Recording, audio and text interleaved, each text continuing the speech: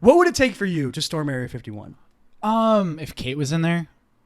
Okay, that's nice. Like she got kidnapped. Yeah. Not if she was also storming. Oh. It was like, look, I'm really into this. Like, I'm like, don't do that. You're not though. You're not gonna do that. Yeah, it's reasonable. Other than that, though, but besides a loved one being captured by the government, yeah. I don't know. But then again, like if a loved one was captured by the government, wouldn't it make you kind of second guess? Well, yeah, that's true. The kind of species. Well, yeah, if your girlfriend was captured, because they're brought to Area 51, yeah, would you think Kate's an alien now? Yeah. Which would make me want even to more fight. willing to save her. Exactly. Yeah. Exactly. Because you'd be like, I'm dating an alien. That's awesome. That's fucking dope. Yeah. A hot alien? Get out of here.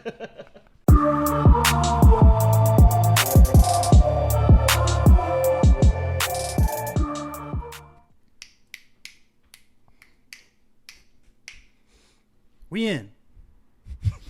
What was that? What was that? I got to find weird ways to do it to throw you off.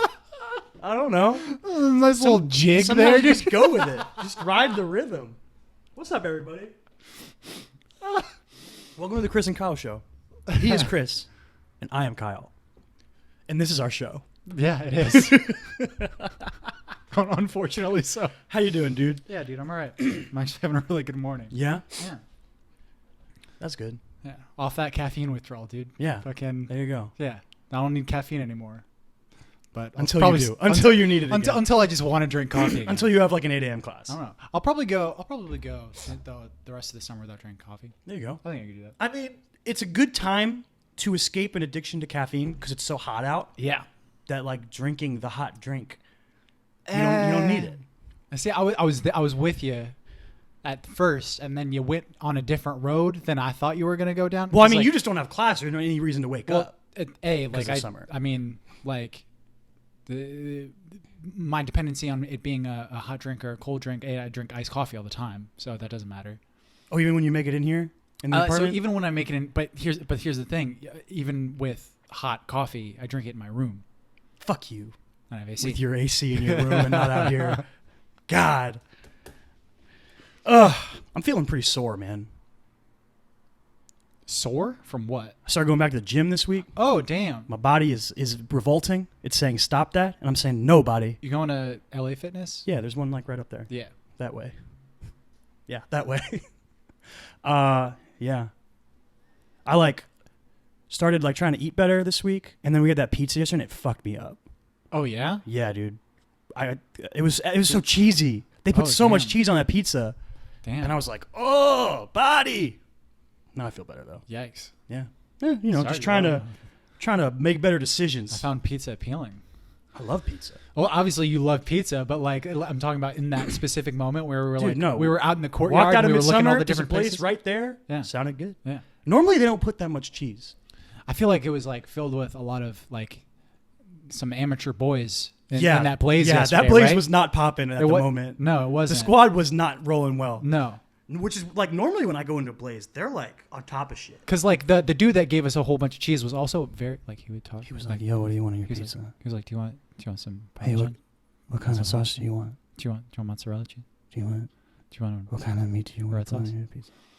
And then he asked me like what toppings I wanted, like, and I was like, "Can I get some Parmesan cheese?" And then whatever meats on the shit that I already told you that I wanted. Like, oh, you told him you wanted like a specific pizza. Yeah, I told you I wanted like the specialty pizzas. It was like a meat eater, I think it's what it's called. And he was like, "Oh yeah, you wanted the meat eater, right?" And I was like, "Yep." But so there was that. But also the dude that, in his defense, what idiot doesn't just build their own pizza in there? True. Fucking idiot. What a fool. But yeah, then the dude that fucking like cut our pizzas. Yo, he didn't know how to cut the pizza. He didn't know how to fucking cut a pizza. This was extra offensive for us because we're expert pizza cutters from our days as working at a pizza place. Mm-hmm. Yeah.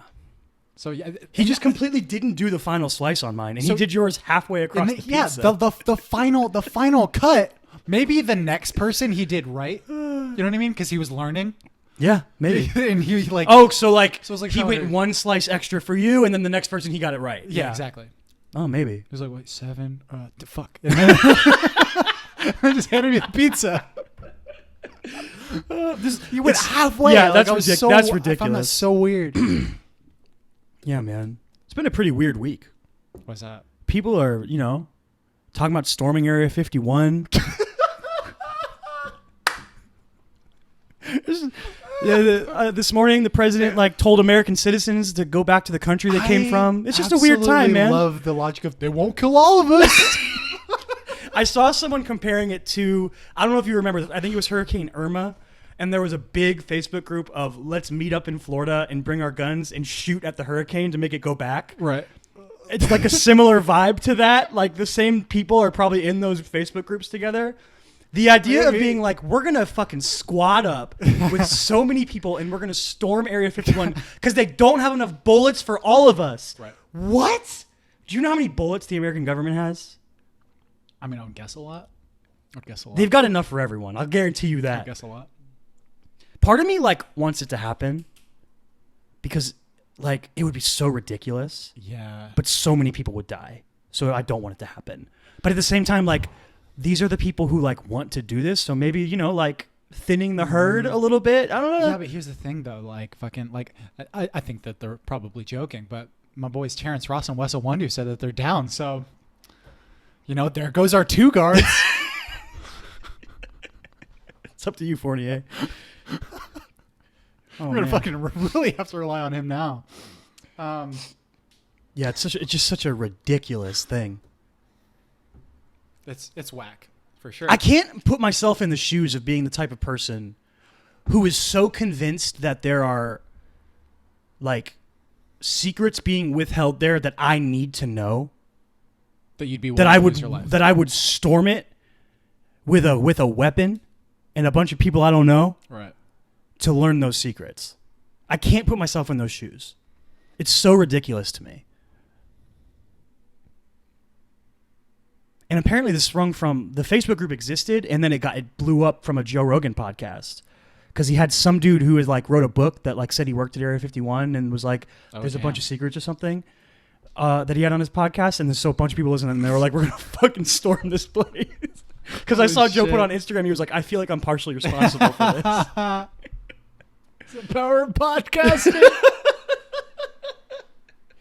It's just so insane. What would it take for you to storm Area 51? If Kate was in there. Okay, that's nice. She got kidnapped. Yeah. Not if she was also storming. No.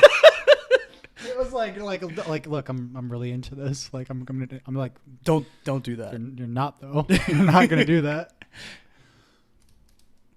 Yeah, it's reasonable. Other than that, though, besides a loved one being captured by the government, yeah, I don't know. But then again, if a loved one was captured by the government, wouldn't it make you kind of second guess? Well, yeah, that's true. The kind of species. Well, yeah, if your girlfriend was captured because they're brought to Area 51, yeah, would you think Kate's an alien now? Yeah, which would make me want even to more fight. willing to save her. Exactly. Yeah, exactly. Because you'd be like, I'm dating an alien. That's awesome. That's fucking dope. Yeah, a hot alien. Get out of here. Fucking jackpot. Yeah. Just blows my mind. It's a weird time, dude. It's a weird time. Mm-hmm. And we're living in it. I feel like there's another thing that was weird and I can't remember what it was. I don't remember. Anyway, let's talk about some shit. Besides storming Area 51. Mm-hmm. As fun as that would be. Let me see here. What did you write down here? Does that say movies? That says just trailers. Oh, it just says trailers. It says trailers. Oh, okay. Now that you turned it, I see it. Mm-hmm. Upside down, I couldn't read it. It'll help us both out. Right? So we saw Midsummer yesterday because it won our poll. Look forward to that later this week. And we saw some trailers, obviously, before the movie. Just write hot alien on your paper? I did. Cool. Title. Oh, that's a good one. So what's the first one you got in there? Scary stories to tell in the dark. Yeah. Mouthful. Awful. What are we? What are we? Some kind of scary story to tell in the dark? awful title. So the most appealing thing about this movie is the fact that there's interesting monsters and shit, and it looks like they're all practical. The monster design looks fun. Really enjoy. There's a lot of different monsters. Guillermo del Toro was attached somehow. He's a producer. He's a producer. Yeah. So it's like, meh. So they throw his name on the trailer. That's one thing that is always pretty awesome about his movies is that like there's some pretty interesting monsters and creatures and such. So yeah, that's for sure. This is the second trailer I've seen for this movie before a movie. I'm pretty sure. Okay. I don't know if we've talked about it on the podcast before, but this is the second time I've seen a trailer for this movie. I feel like this one was different, and I feel like they Stranger Things did up a bit more. How? There's the more focus on the kids. Oh, okay. And the whole like the kids are trying to solve the mystery thing. Right. I feel like I didn't get that as much in the first trailer. Right. Also, the line from the tow lady cracks me up. Who has my toe? As scary as it would be to have a horrible thing hunting you down, if it was just saying who has my toe, that's funny. That's funny. I'm sorry. It's silly. That has to be in one of the scary movies, right? Where like Kevin Hart is being attacked by someone who's like, you can't do that to me. You can't do that to me. All right. You're missing your toe. You got long knees. Yeah, but the creatures do look good. Yeah, it definitely was like there was like more coverage of like the kids like in the actual like whereas before it seemed like more of like a very more generic horror movie. Movie like did they talk about like even like a haunted house before?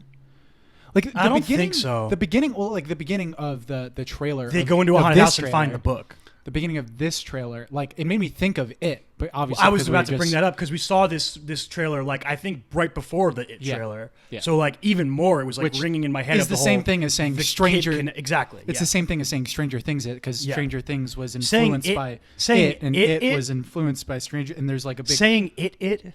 That's kind of weird. It's very itted up.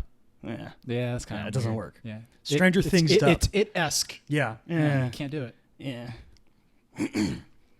But yeah, long title, interesting looking monsters, kids.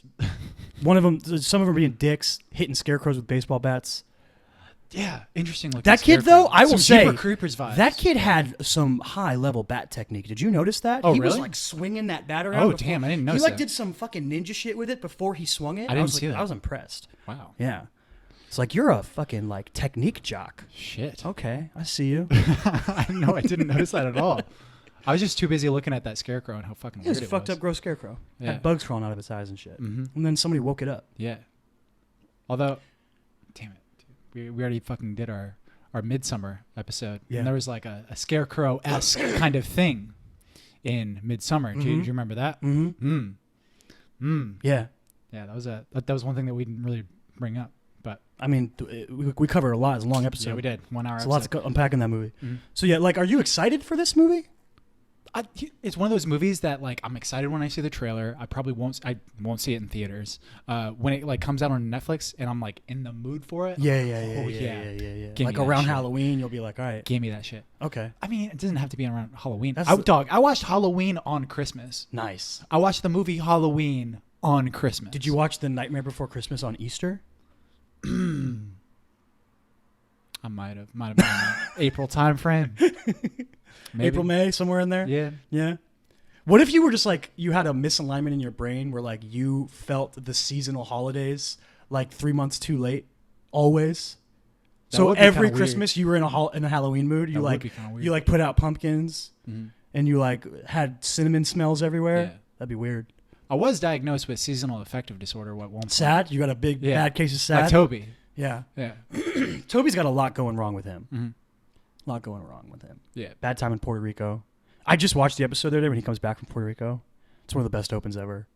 Oh yeah, so good. Toby's in there. I mean, it's like an iconic, like memeable moment at this point. Like as like half of The Office is memed out at this point, but like when he just turns around, no, right. God, no. No, if the Orlando Magic traded for Chris Paul, like I guarantee you that meme is going to end up somewhere on Twitter. Yeah. As a reaction. Yep.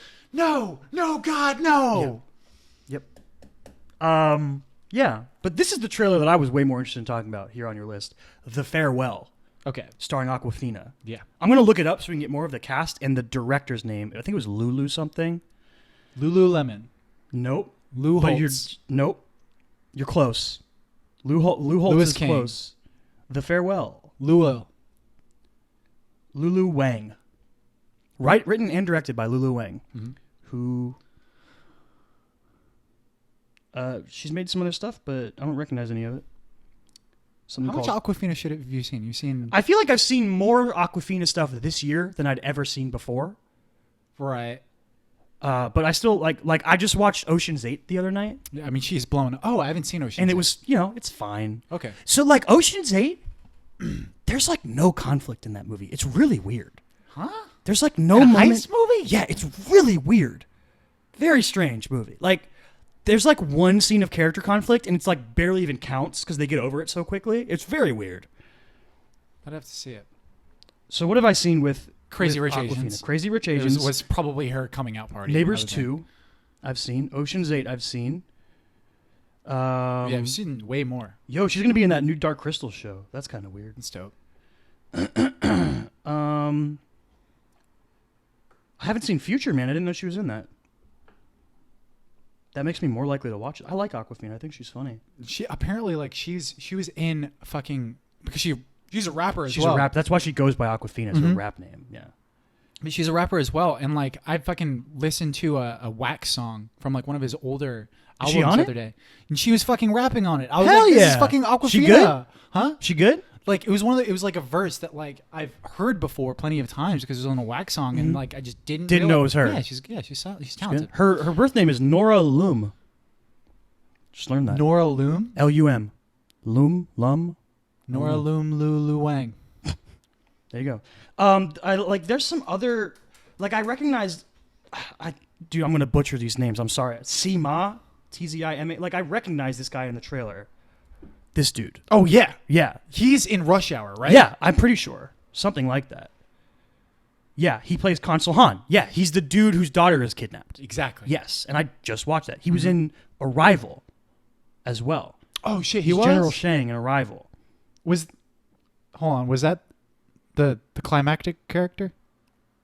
Remember in Arrival? She makes a phone call. Is he the other person on the end of that phone call? Oh, I don't remember if that's him or not. Maybe.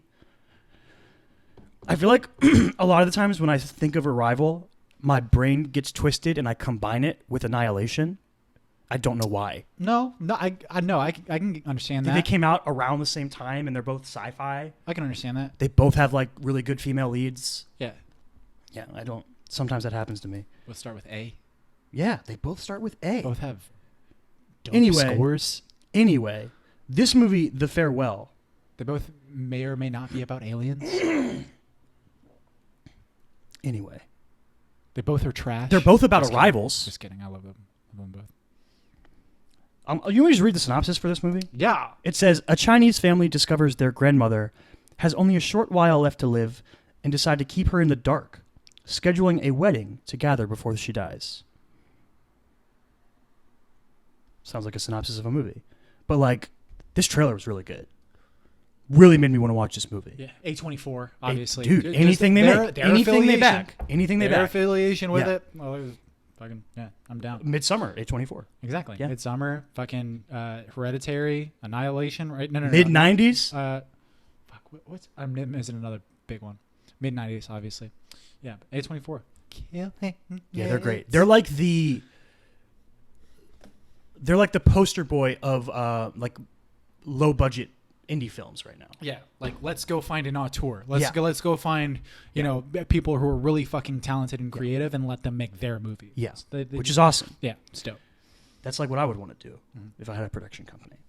But yeah, this like it looks like Awkwafina's really good in it. One, which like Awkwafina's always funny. Like some people don't like her sense of humor. I think she's funny. Like I literally saw a post on Reddit somewhere that was like, I'm tired of seeing Awkwafina on these commercials with 2 Chainz. And I was like, I think those commercials are great. I just want to see different versions of them. Like we've talked about that before. Like just sit them in a room for like 2 hours and let them make jokes and then cut up like 10 different commercials. Yeah. That'd be way more fun. And then just circulate them all. So Yeah, that you're exactly. not playing the exact same one every Yeah. Yeah, I don't know how fucking commercials work, but like that's obviously like one of the fucking worst parts about commercials. Yeah, is how the fact that repetitive they are. You're just watching the same commercial fucking Yep. 100 times. Especially like if you're watching a sports game, Yeah. watching some sport ball. If you're watching the NBA playoffs and you want to watch every game that the fucking Yep. you know, it's You're going to rough. see the same It's very commercial rough. 30 times in one day. It sucks. But yeah, this movie, like, it looks like it, like, like they talk a lot in the trailer about the difference between Eastern and Western ideals. I think that's super interesting. Yeah. This whole idea, like the idea of like they're keeping her in the dark because it's like kinder, and she doesn't have to. It's just like a lot of like interesting ideas in this movie, and it looks like the chemistry between the grandmother and Awkwafina is going to be really good. Mm-hmm. Yeah, I'm really interested in this. Yeah, movie. like literally like that last shot of the trailer between Awkwafina and her grandmother. It's just like something really sweet. Like you're not getting any subtitles. You're just getting like the connection between them Yeah, both. she says and one how line in English, but wholesome it is. It's fucking yeah, it's really great. this looks really good. I'm really excited for this movie. Mm-hmm. And like it also has the vibe, like you talk about bittersweet endings a lot.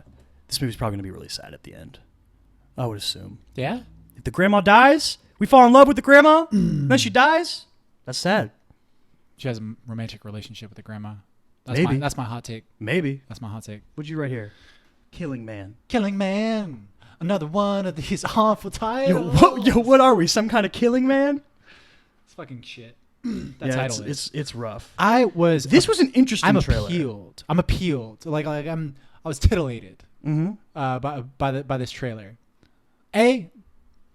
Emery Cohen, my boy, fucking Emery Cohen. So you don't. I didn't recognize him. You've never seen Emery Cohen in anything. I don't know. So you haven't seen Brooklyn. I haven't seen Brooklyn. No. I feel like you would really enjoy Brooklyn. I think I would too. It's a very sweet. I think I movie. would too. It's a very sweet. I Movie. tend to like Saoirse Ronan. I feel like that's more in your wheelhouse than Midsommar was. Mm-hmm. So yeah, but he was in that.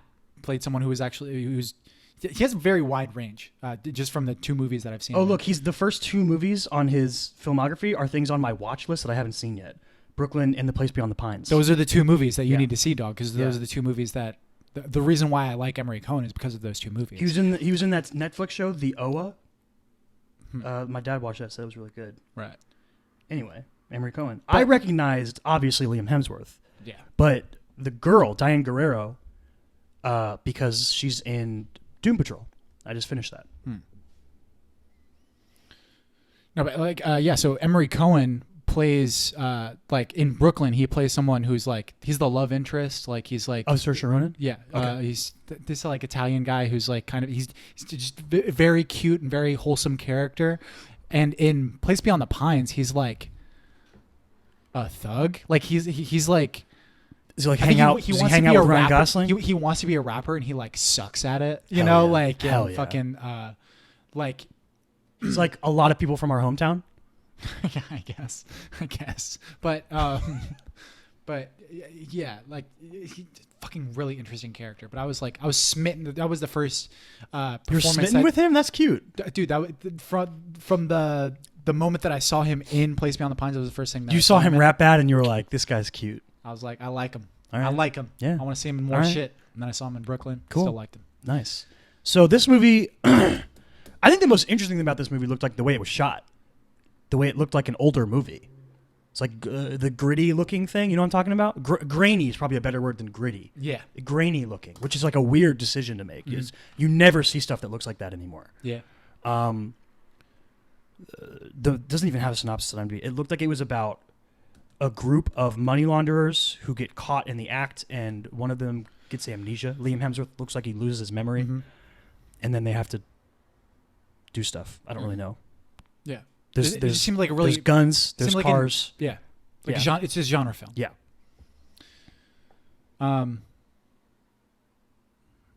Yeah. I don't know why I like Amnesia so much as a plot device. Are you a big fan? You a I big don't fan of know. Amnesia? Yeah. Maybe I should start watching soap operas or something. Yeah. I mean, it's solid. I don't know. It's just like a guilty pleasure almost. It's like the Jersey Shore plot devices for me. I just fucking I really enjoy it, but I'm also like, this seems like kind of a crutch. Yeah. I don't know, but I enjoy it when it's done I well. don't know. It could be good. It's one of those movies where you see the trailer and you go, that could be a really good movie or a really bad movie. I don't know. Word. Yeah. Did you see this news? They're rebooting Power Rangers. Okay. Now, me as someone who didn't love the Power Rangers movie that got made, so a lot about it I didn't like. The one thing that I thought was really good about it was the cast. How are you going to be the production company? Let's think about this. And you got your sequel, right? And all of the people that you casted as your leads, your 5 Power Rangers, are all more popular now. They're all more recognizable. The fucking Red Ranger, Billy, in Stranger Things. Dacre Montgomery's his name. He was a Red Ranger. He looked like fake Zac Efron. Now he's Billy from Stranger Things. I will always say it. Fucking Naomi Scott. Blowing up. She's Jasmine. She's in Charlie's Angels. She's the Pink Ranger. Why do you want to lose that? RJ Seiler. We love that dude. I don't know if he's blowing up or not, but we love that dude. He's great. Jacksonville native. Yeah. Apparently the Yellow Ranger girl, I don't remember her name, but she's like huge in Latin music. Oh. Which is Becky G, I think her name is. Becky G. Something like that. Okay. The Asian dude, Ling something, I don't remember. He's rumored to be getting the lead in the Shang-Chi movie. So if he lands that and is a Power Ranger. What's a Shang-Chi? The Marvel movie. Okay. Marvel character, Shang-Chi. Yeah, dude. So it's like, why are you abandoning like the one good thing you've got going for you over anything else? I mean, your suit design is whack. Your Goldar sucks. You've got a weird take on Rita. There's a lot wrong with that movie that I don't like. But like, I liked the cast, and I liked the chemistry of the cast. I thought they went a little too far in the like, let's do like a dark, edgy teen, and they went a little too far in that direction. There's a lot about that movie I don't like, but it's a fine movie. It's fine. It's fine.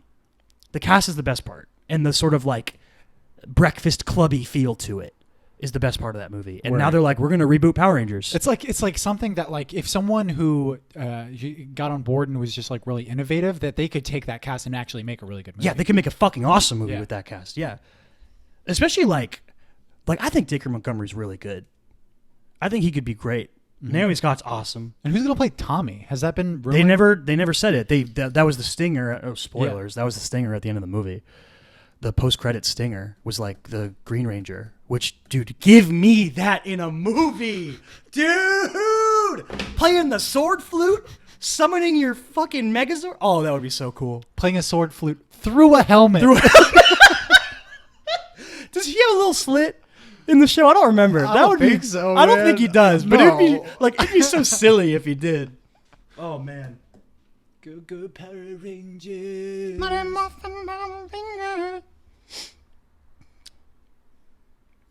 Were you like a Power Rangers fan as a kid? Yeah. Yeah? So like I don't think I was as much of a Power Rangers kid as like probably you were, but like there were specific Power Rangers things that I really enjoyed, and like it was one of those things that like I wanted to watch more of, but I never felt like I could actually. Did you like you just liked? So I watched the movie a shit ton of time. Mighty Morphin Power Rangers movie. That movie I watched it is so many fucking times. Fucking awesome. I don't care how bad it is. Yeah, it's awesome. That movie's awesome. Right. Ivan Ooze, great Yeah, villain. I watched that a shit ton of times, but like the storylines in the actual TV show, I'm not as aware of as most people. I would say even our age are. Yeah. But That movie's wild. I remember having They go to that ninja island. Mm-hmm. That movie's crazy. Yeah, it's crazy. I had this like Power Rangers book as a kid. Okay. With like all of them like doing different poses and Yeah, stuff. yeah. And Billy was my favorite character. Of course. The Blue he was your Ranger was my character. favorite fucking You character. fucking weirdo. Dude, I was a hipster. I fucking You didn't even pick tween. like you didn't even pick like the cool offbeat character. You didn't pick Zach. You didn't pick No. the Black Ranger who's missing a finger in real life. Did you know that? No. The actor was missing a finger. Super cool. Or you weren't basic like me. I was like, I like the Red Ranger. I'm basic. I like Leonardo. I like the Red Ranger. I said, give me the fucking Give me the nerd. Give me the fucking nerd. But like I used to like do the poses. Yo, did you know that the little book? the actor who played the Blue Ranger was like harassed on set for being gay? What? That's fucked up, right? Really? Apparently, I've heard that. I don't know how true it is, but I've seen that Damn. reported before. It's fucked up. But yeah, dude, Power Rangers is awesome. Like, it's one of those things that is bad, but is awesome. And I feel like It's such a wacky thing. that's one of the that things just, like, that was like such a cultural I didn't icon. like about the movie. Dude, they still make Power Rangers. Mm-hmm. They still make new Power Rangers. It's a shows. fucking It's staple insane. of American culture. Yeah, like Pokemon and Power Rangers have been on since we were children. Yeah. But I feel like one of the things that the movie was ashamed of was how goofy Power Rangers is. And I hate that. Fucking embrace your source material, dude. Be weird. Put Bulk and Skull in the movie. Right. They're fucking weirdo characters. It's like make it be weird, but like in a way, like be unabashedly weird, but like don't, because there's a lot. Don't be cheap. Exactly. That's the But be thing. weird. Exactly. Yeah, like Power Rangers is cheap. They use stock footage from a Japanese show for all their action. Exactly. Did it start in Japan? Because there's so much stuff in there that's like so. Power like, Rangers is a quote unquote remake of a Japanese show. Oh, okay. Where all of the storylines out of the suit are all shot with like American actors and with American people and stuff. And, but all of the in suit action, that's all just stock footage from the Japanese show. So wild. It's wild. It's insane. So crazy. So they like shoehorned in storylines around it and It stuff. explains so much about like the movements and like the Yeah, all the yeah, shit. yeah. It's very anime-esque. Yeah. So cool though. Plus, like Obviously, I loved it when I was the a plot kid. of every Power Rangers episode is the same. It's just like bad guy shows up, we fight bad guy, he beats us. We go back, we beat bad guy, he gets big, we get our Megazords out, we fight bad guy and beat him. That's every episode, but it's just so cool. Like every time you're like, yeah! You're a kid and you're like, oh no, he's big. What are they gonna do? Right. Oh no, it's Liquid Goldar. So I mean, I think that's one thing that like we kind of Make him there's some a blue disagreement. monkey man.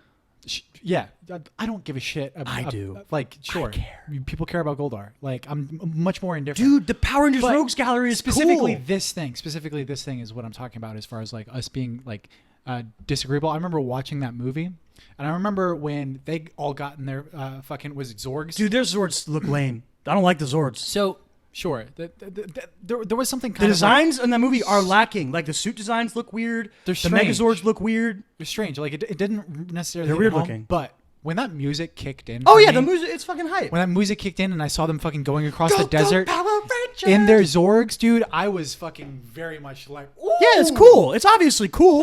ooh. That was nice. Oh, did you hit that? You hit that fucking. You hit the pop there. Yeah, like it's cool, but I would be way more hype if it was happened during a movie where I was like super into the movie. It'd be even better. Obviously. Yeah. Obviously. Like if they ever used like the 90s cartoon X-Men theme in an X-Men movie during an action sequence, that would be awesome. That would be so cool. Like if Marvel takes the X-Men and they incorporate that into the score of an X-Men movie. Like can you do that with like strings, you think? I'm sure you can. Like Oh, like because it's like an violin? electric guitar. Right. But like do you think they could do like a string score with it or something? I don't know.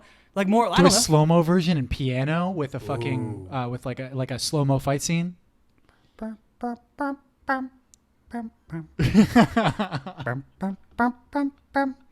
might be like that might be totally contrived. I don't know. The more out of that theme we can get, the better. I'm gonna say that. Even if fucking like Michael Fassbender has to hum it while he fights. Man. That'd be so weird. That would be so weird. He can do it. He could. He could. He can do Michael anything. Fassbender. He can do anything he wants. That's the big. That's the big Foss. He can do anything. I watched something this week that is super fucking good. Barry. Yeah. I watched all of Barry this week, which I mean, it's 16 episodes. It's 2 seasons, 30-minute episodes, super easy to watch. Barry is amazing. Yeah. You like, dude, you gotta watch. How's it. my dude Henry Winkler? So fucking good. Yeah? So fucking good, dude. He plays Gene M. Cousineau, Yeah. acting coach extraordinaire, and he's a fucking asshole. Yeah. But he's also not at all. Like Yeah. he's so good, dude. So, what can I expect? Like, it seems like it's kind of it blends genres, Dude, it blends. It's funny. It's like dark and like fucked up. Like the morality questions risen in Barry they're thought provoking and interesting. It's an interesting show to think about. Like Barry as a character is both a wonderful person and an awful person at the same time. And part like the sort of the central tension of the show is like what kind of person is Barry is sort of like the center of the show kind of. Bill Hader is incredibly great. He directs some episodes that are great. Like he's going all in. Like he's the show creator, runner, or whatever. I've fucking fallen in love with Bill Hader. Bill Hader's incredible. He's incredibly talented. Like, because I always knew that he was funny. He had really good impressions. Well, and stuff, back and he just used to be the SNL dude who did Stefan, right? Now he's like a fucking beast. Well, and I think that's something that like a lot of people are just becoming more aware of. Yeah. Is the fact that this dude is like. He's not just super talented, like as a performer and as like a comedic he's actor. He's so creative, but he's a fucking cinephile. Yeah, man. he is. That dude fucking loves movies, and you can tell like how informed he is, like creatively about like how that informs his writing and it's just his creative pursuits. I think that dude like he could also like he could end up becoming like Jordan Peele. Yeah, absolutely. Jordan I could Peele, see that. excuse me, Jordan Peele. Yeah. Yeah, I could certainly see that. There's a lot of. I'm going to probably do that. I wouldn't be surprised to see Barry get Emmy nominations. Yeah? I don't know if it has or not, but if it does, I wouldn't be surprised at all. Yeah, and like it pushes this absurdity line. You were kind of talking about the absurdity line in our Midsummer episode. Yeah. Or you will be in the future. Oh, spooky. But like, there's like a different kind of absurdity line in this show. Where, like, there's like just weird zany stuff that happens, but like it makes sense and it fits. And like, NoHo Hank is such a great character. North Hank? Hollywood Hank. Okay. He's this. Oh, I don't know if you would know the actor. He was in Gotham, and he was in something else. Hold on, let me find him. He played Zaz in Gotham. The you know the villain Zaz, serial killer, puts marks on. Oh yeah, okay. You had to do that. Marks his own skin. Mm-hmm. Yeah. This guy. I don't know if you recognize him or not. Yes. Okay. He plays NoHo Hank. When you look at this dude, right, you think of what type, do what kind of an impression of what kind of character you think he plays. Yeah? Yeah. That's pretty good. Yeah, he plays like a creepy, like evil dude, right? Yeah. This is him in this show. Hey guys, how you doing? It's NoHo Hank. I work for the Chechen Mafia, but I'm like the nicest dude in the world. He's hysterically funny. He steals like every scene he's in. He's so fucking good. Oh, I love him. NoHo Hank is such a good character. Oh, it's great. Yeah, he's like this super polite like mafia member. It's amazing. You're really selling me on this show. Dude, it's so good. I was already interested because apparently like people. And the thing is like so. But. I haven't even gotten into like the acting stuff. Like so the bit like the pitch of Barry is a hitman has a contract out on a kid in an acting school and he accidentally attends the class and falls in love with acting. It's a ridiculous idea, and it's the way they do it is so good. And like the stuff, like the bit is that he's not a good actor, but that's not even true. Like there's scenes where like Bill Hader is acting his ass off as Barry acting his ass off. Really? Because like they work so much with like Barry connecting his own trauma to his scenes, and it's so good. Yeah. Oh, and like so many of the characters are equally likable and deplorable. Like the lead girl, Sally, is like such a fucking like self-centered person, but she's also like, you like her and she's nice, but she's so self-centered. It's so awful. Like so the characters are so deep and like well fleshed out and likable. Oh, it's so good. Like I would recommend Barry to anyone, anywhere, anytime. It's great. Yeah. Super good. We watched something else this week too. We did? Yeah. Us together? Yeah. Watch something? Yeah. Oh, I can't think of it. Stranger Things, dude. Oh yeah. We got to talk about. We did do that. We got to talk about. I know it feels like it was a long time ago, but it was this week. I completely forgot. We watched all of Stranger Things season 3 in one night. I feel like I'm just ripping off a Chris D'Elia character there. That's yeah, like maybe. That like the napkins. I know. I need some napkins. Completely different. With Harrison Ford.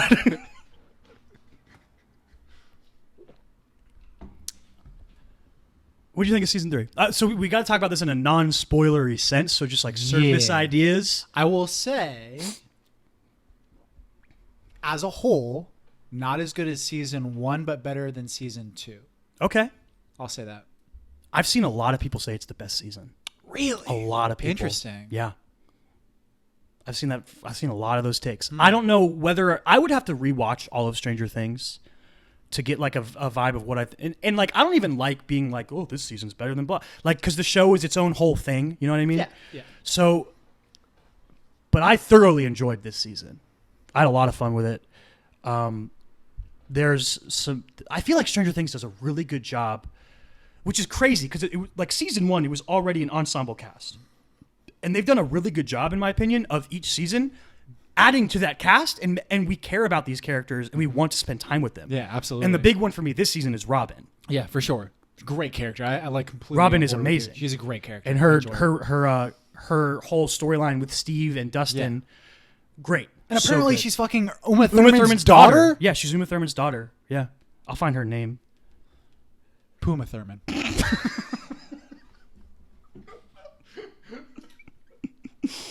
Stop that. Stranger. Oh, that might be better. It is. I think I think that's better. Dude, what is her name? Well, there's so many freaking people in this show. I know. I completely agree with you, though, that the Her way name is that Maya Hawke. Mm-hmm. There we go. Uma Thurman's daughter. Ethan Hawke's. Maya yeah. Hawke. Okay. Yeah.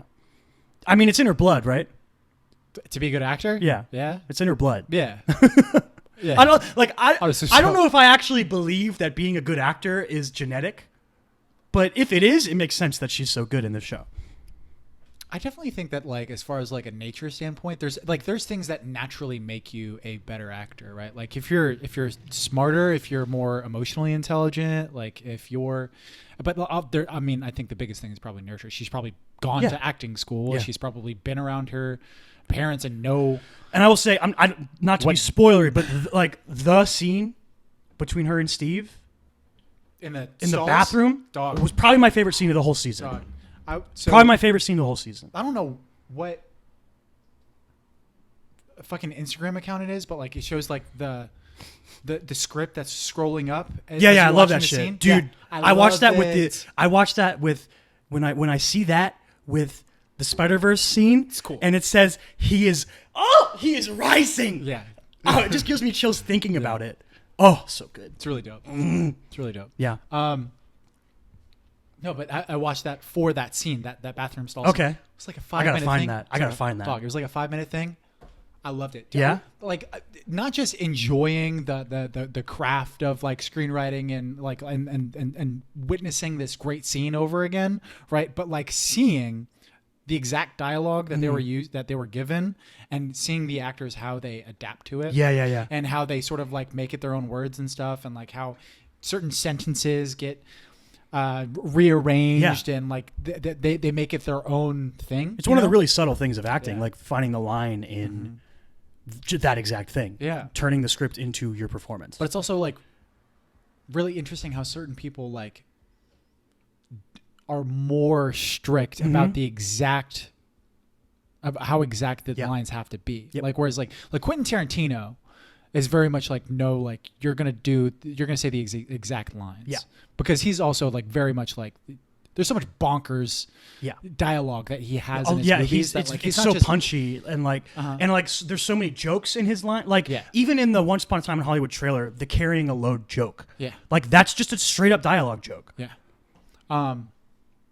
Whereas like Or something the like- lethal weapons joke. something Like my like- hands are lethal weapons. Whereas like something like Stranger Things in that exact scene, right? Like you're more just trying to get across a feeling and what these characters are thinking, What they're and experiencing. what they're experiencing more than an exact dialogue. So like I'm always really interested in like in that, like and how something can grow from the script to the screen. Yeah, but goddamn, that scene was incredible. I think that was my favorite scene of it. It's either that or the. No, I think I like that more than because we can't do spoilers, but the end of the season, I couldn't be fully invested in the emotions of the moment because I didn't believe the thing was real. If that's like Okay. as vague as I can be. Okay, Does that make I'm sense? on board with you. Yeah. I understand what you're saying now. Yeah, without spoiling anything. I thought the scene was great, and I thought the reading of the letter is great. It's cool. fantastic. But you don't buy in. But I couldn't buy fully in because I was like, it's because you don't see the thing that you don't finalizes, see the thing. that finalizes whatever that thing is, you know? If you haven't seen Stranger Things 3, good luck with this conversation. I think we're fucking crazy. But yeah, I was definitely completely on board with you there. Yeah, I can't even bring up another movie that it's like that. Damn. Because it would give it away. Yeah. But Yeah, some other things that I really enjoyed. I enjoyed that like we got to see the characters together again. That was like the thing that really bothered me with season 2. The fact that like they're always consistently spread out. You don't really get a lot of interaction. They still are in this 11. season, but it's more of the pairings we want. Yeah, sort of. it's more of the pairings that you want, and like there are certain specific times when they are all together. Like I would say, there's not there's at the very end. Yeah. You know? But there's 4 sort of storylines we're following. I think there's the Jonathan and Nancy. There's the Hopper and Joyce. There's Dustin, Steve, Robin, and my least favorite addition, Erica. And the other kids are all in another group. The rest of the party are all of the other group. That's sort of like how they end up running around. Dude. Erica bothered you more than it did me. No, listen. Erica opened up a deep-seated service industry wound inside of me.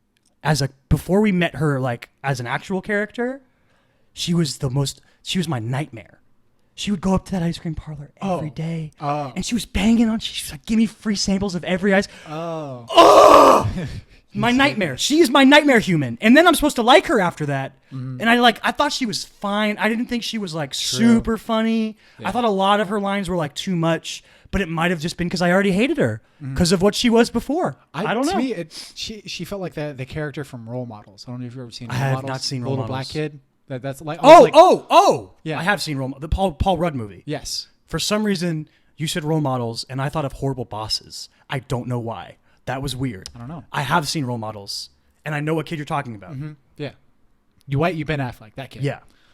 That's like I was like, oh, that's like kind of this character in a Stranger Things setting. You know what I mean? Like he's not going to be cussing and saying a lot of raunchy shit. Yeah, he's just going to be like really obnoxious. Yeah. So it didn't bother me. Although I did love the My Little Pony diatribe to her from Dustin. That was great. That was great. Yeah, that was a great moment. That. Yep. I enjoyed You're that. a nerd. Fucking. There's a lot of really quality Dustin. Dustin's rolling hot in this season. Yeah. I love, dude, the whole song thing. Was it just an excuse to get Gatton to sing? Maybe. I feel like it was. That's like the first thing I thought. I was like, they just wanted him they needed to find a reason for him to sing something because he's such a good singer. His voice is too beautiful. Yeah, it's too beautiful to hide it. Yeah. Yeah. I look forward to the day when he is the lead in a musical rom-com as an adult. I feel like that'll happen one day. Yeah, dude. It's going to be awesome. Yeah. Like a Joseph Gordon-Levitt-esque role. 50 like 500 Days of Summer. Oh. I mean, not that that's a musical, but there's like a vibe that I could see him pulling off. Okay. I don't know. He could do it. He'd be awesome at it. Yeah. So like I enjoyed all the Dustin shit. Fucking the Steve stuff is great. Not only with Dustin, but as well with as Robin's character. Hopper's super good this season. Mm-hmm. Hopper's always good. America's Dad. I feel like I like season 1 Hopper more. Yeah. I don't know, dude. There's something about Dad Hopper that enhances the character to me. I do like that. I think that's like yeah. that specific your dear old aspect dad is probably like way better in the second season 1 Hopper is like depressed Hopper because he lost his biological daughter. Word. But yeah, there's something about seeing Dad Hopper that I really love. Also, the fit, dude. The drip, the Hopper drip, season 3. Woohoo! That boy looking good. That boy looking good. It's hot. It's hot. Damn. I was listening to the Ringer's take on season 3. They made a video. It's really good. You should check it out. If you've seen it, check it out. It's the 11 favorite things of Stranger Things season 3. And Jason Concepcion was like, I like how the whole Main Street is like dying off as one of the plot points of the show. The businesses are closing. Oh, right. But if you work in a string quartet, you've got a steady gig at that one restaurant.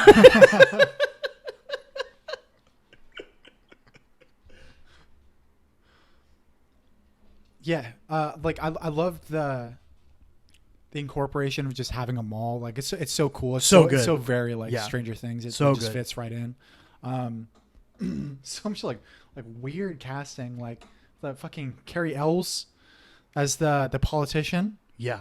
The Jaws mayor. It's the Jaws mayor. Yeah, it's such a random okay, we're gonna pull this guy. Yeah.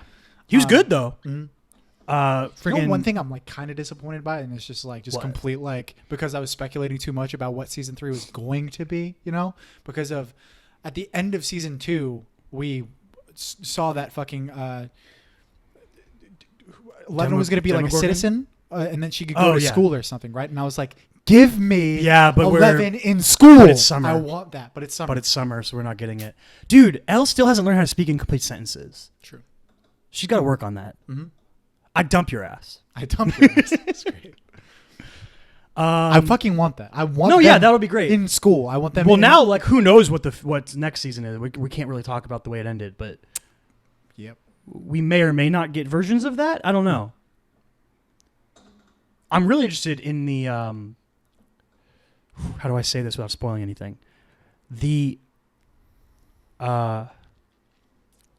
because of the thing that happened to her, how she's going to be now moving forward. Oh, dude. You know what I mean? Yeah. This could go like a really interesting direction, I think. Yeah, it could be really cool. I mean, I can't even use the adjective that I want to. I couldn't tell if you were about to make a weird joke or if you were actually following it. No. It's not a joke. I can't. Yeah, it's a really interesting idea. Use the adjective that I want to right now.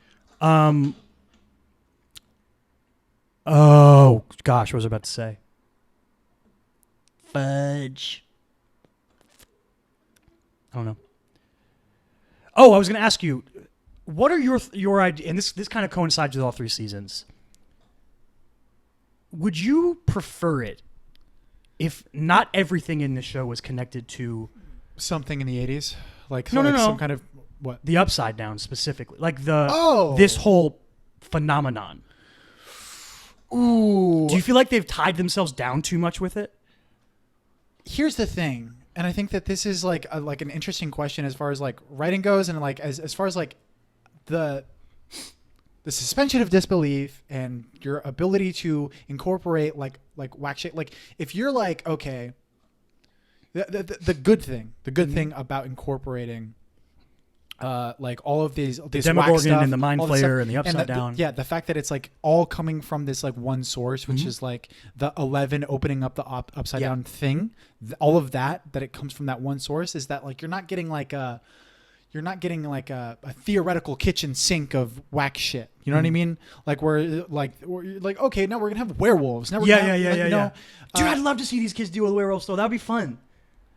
I'm not sure, man. Like I think that if you're doing that there is a potential of jumping the shark there. We're like, you know what? I'm not buying this I anymore. agree that there could be potential for that. Yeah. But I would completely buy into Stranger Things as a sort of like sandbox of horror tropes, of them dealing with different horror tropes. I think that could be really fun. It could be if they found a way to do it organically. Yeah. But you talking about like the suspension of disbelief thing, like you can start asking questions like, why has everyone not left this town? Why does anybody still live here? Why isn't the government just seized all of this land and like put resources into making sure this doesn't happen anymore? Like it's a bunch of weird stuff. Well, I think that like they kind of dealt with that with. Well, they thought they did. They thought they did. No. I'm not talking about like the conclusion of okay. conflict. I'm talking about the false narratives that were pushed out by like the media and stuff like that. That like that's true. It basically that's makes true. it look like anybody who would have these ideas of like, oh, there's like there's these creatures that are tearing up a town, right? Like anybody who believes that is a conspiracy theorist. Yeah, that's true. That's kind of how they were pushing. That's a good point. And I thought that was like an interesting way that they addressed it. Because I was worried about that. I was like, how the fuck are you going to have more specifically? Why do the families of our lead characters not leave? True. Not that I want them to leave. I want them to keep having to go through stuff and make the show.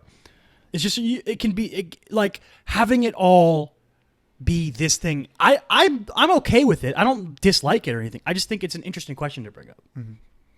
How long do you think this can go? Either 1 or 2 more seasons. I think it'll do. They've said they want to do 4 to 5. 4 or 5 more seasons. 4 to 5 total. Oh, 4 to 5 I think it'll do. seasons total. I think it'll do 2 more.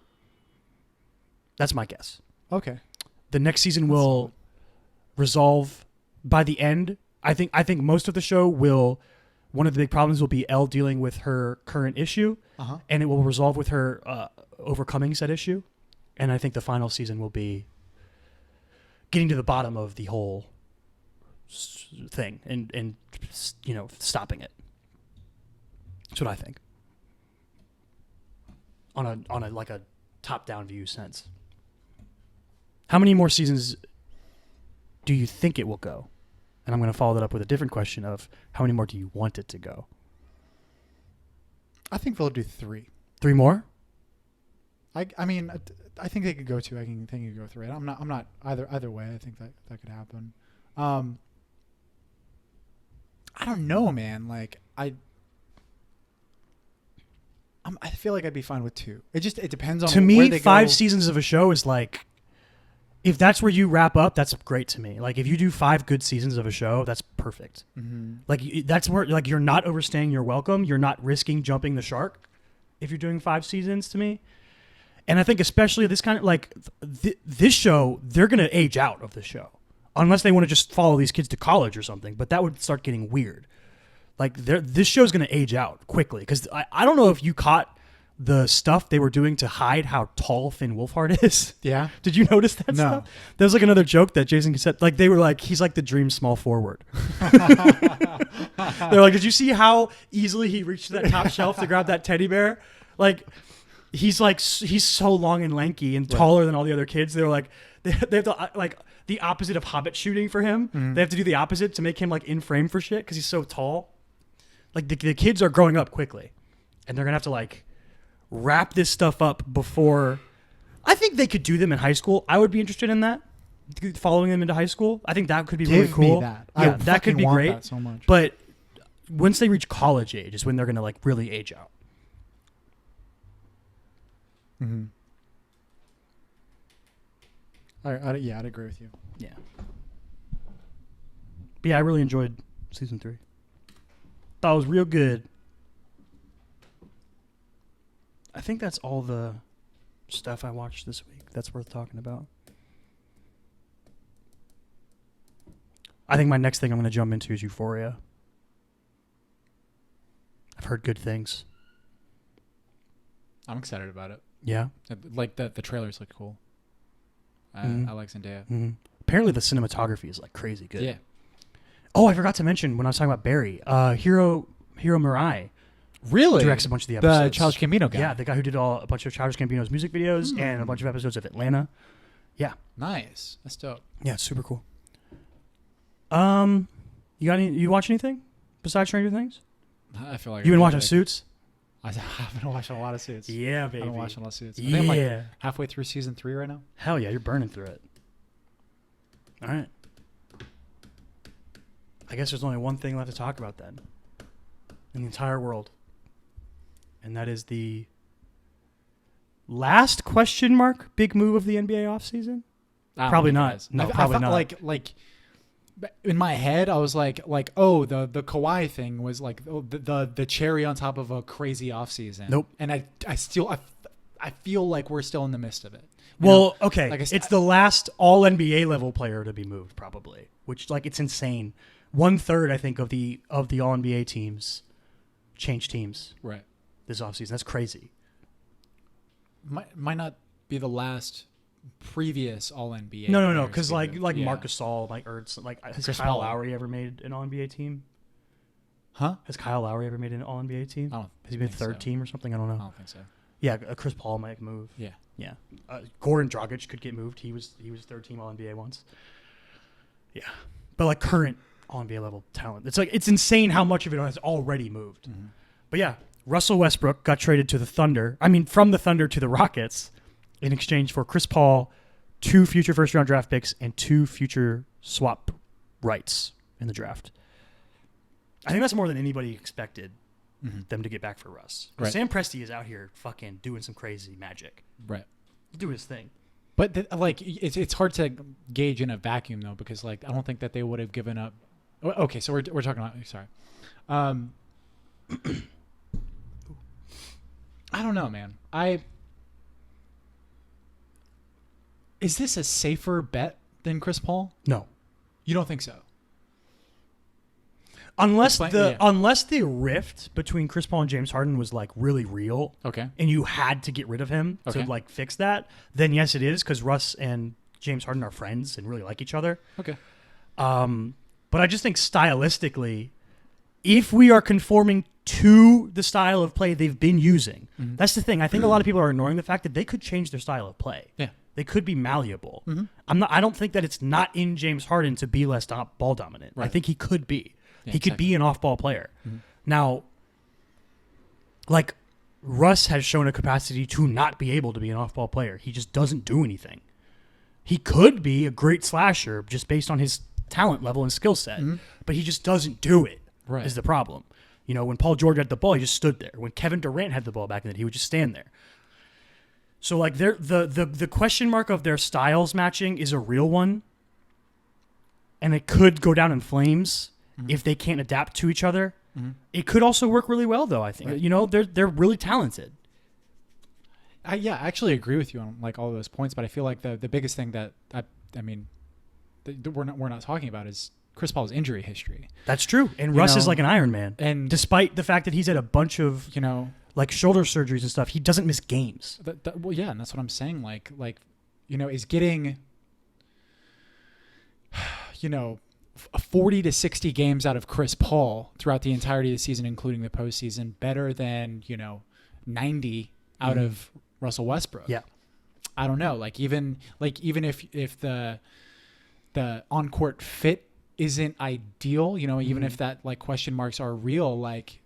And, know, like, the other thing about those availability question is marks, ability. like, Russell Westbrook is like a career 75 to 80% free throw shooter, and last year was awful. I don't think he's going to be that bad on the line again.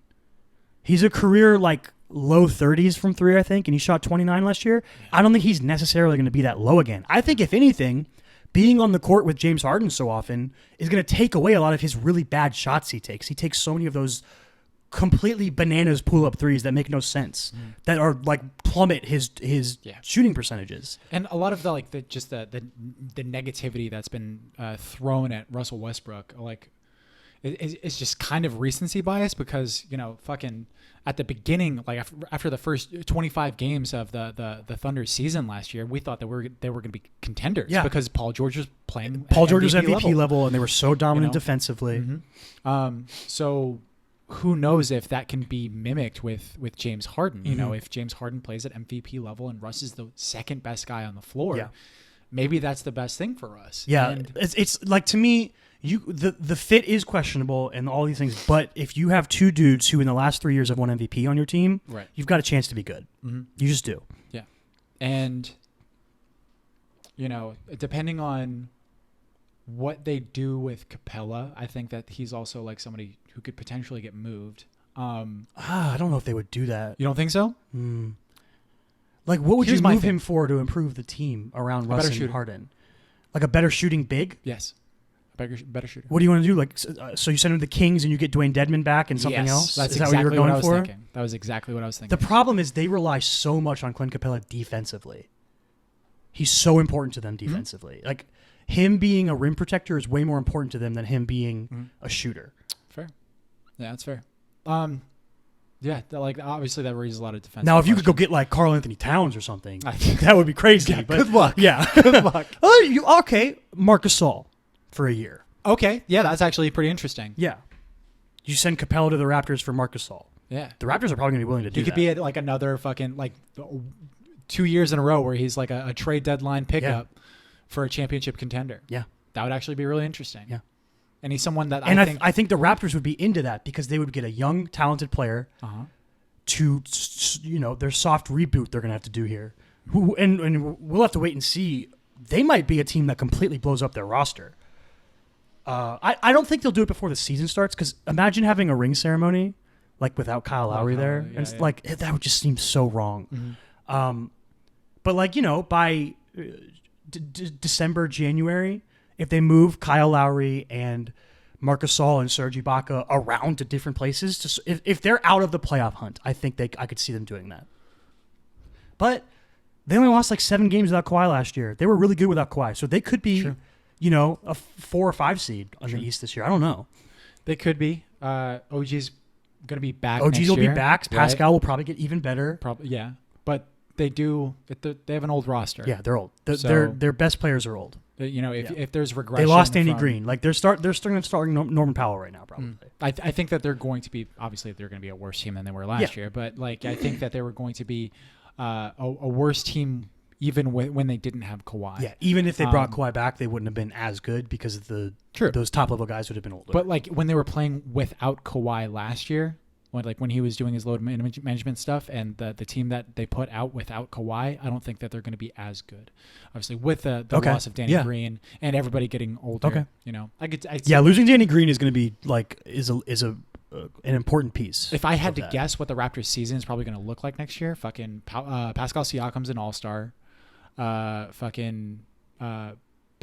he was close this year.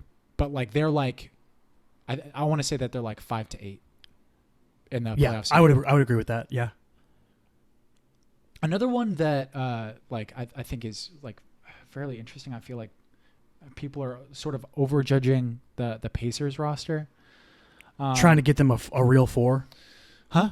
The idea of getting them a real power forward. I think that they can do that, and I think that it's absolutely possible, especially like it depending on whether the you're saying you don't think the Pacers are going to be as good as people think they are? Okay. But I mean, I could be absolutely wrong because especially if Oladipo comes back and is playing well, because if they've got a backcourt of Malcolm Brogdon and Victor Oladipo and Jeremy Lamb coming off the bench, there's potent. A lot of question marks that could that could swing this thing either way. Mm-hmm. Does the Sabonis Turner experiment they could play work out? that small ball lineup could be nasty. With what? Oladipo at the 1, Jeremy Lamb at the 2, Brogdon at the 3. Who's their current 3? TJ Warren.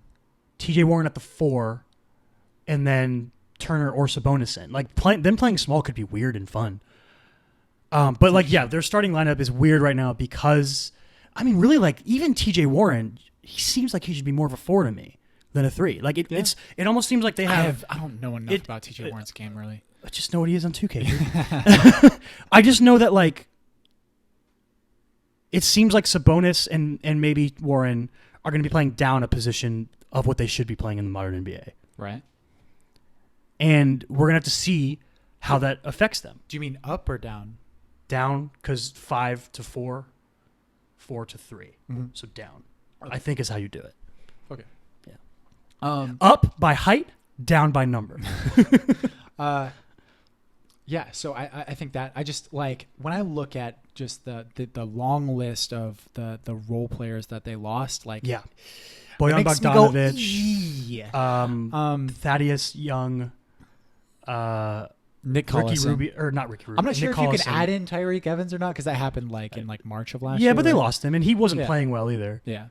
Yeah, that was a fizzled out signing by them. He was the he didn't win 6th man of the year, but he was in the running for it the year before, I think, right? I think on so. the Grizzlies. Mm-hmm. And then they were like, we're going to get a really good 6th man, and then he was not. Kyle Quinn also went to Philly. Oh yeah. I feel like he's a good backup 5. Mm-hmm. Especially if you're going to start Sabonis at the 4, they have Goga Patazzi now, so maybe, he ends up having a higher floor than most rookies normally have. But, I don't know. It's got a fun name. Goga Patazzi?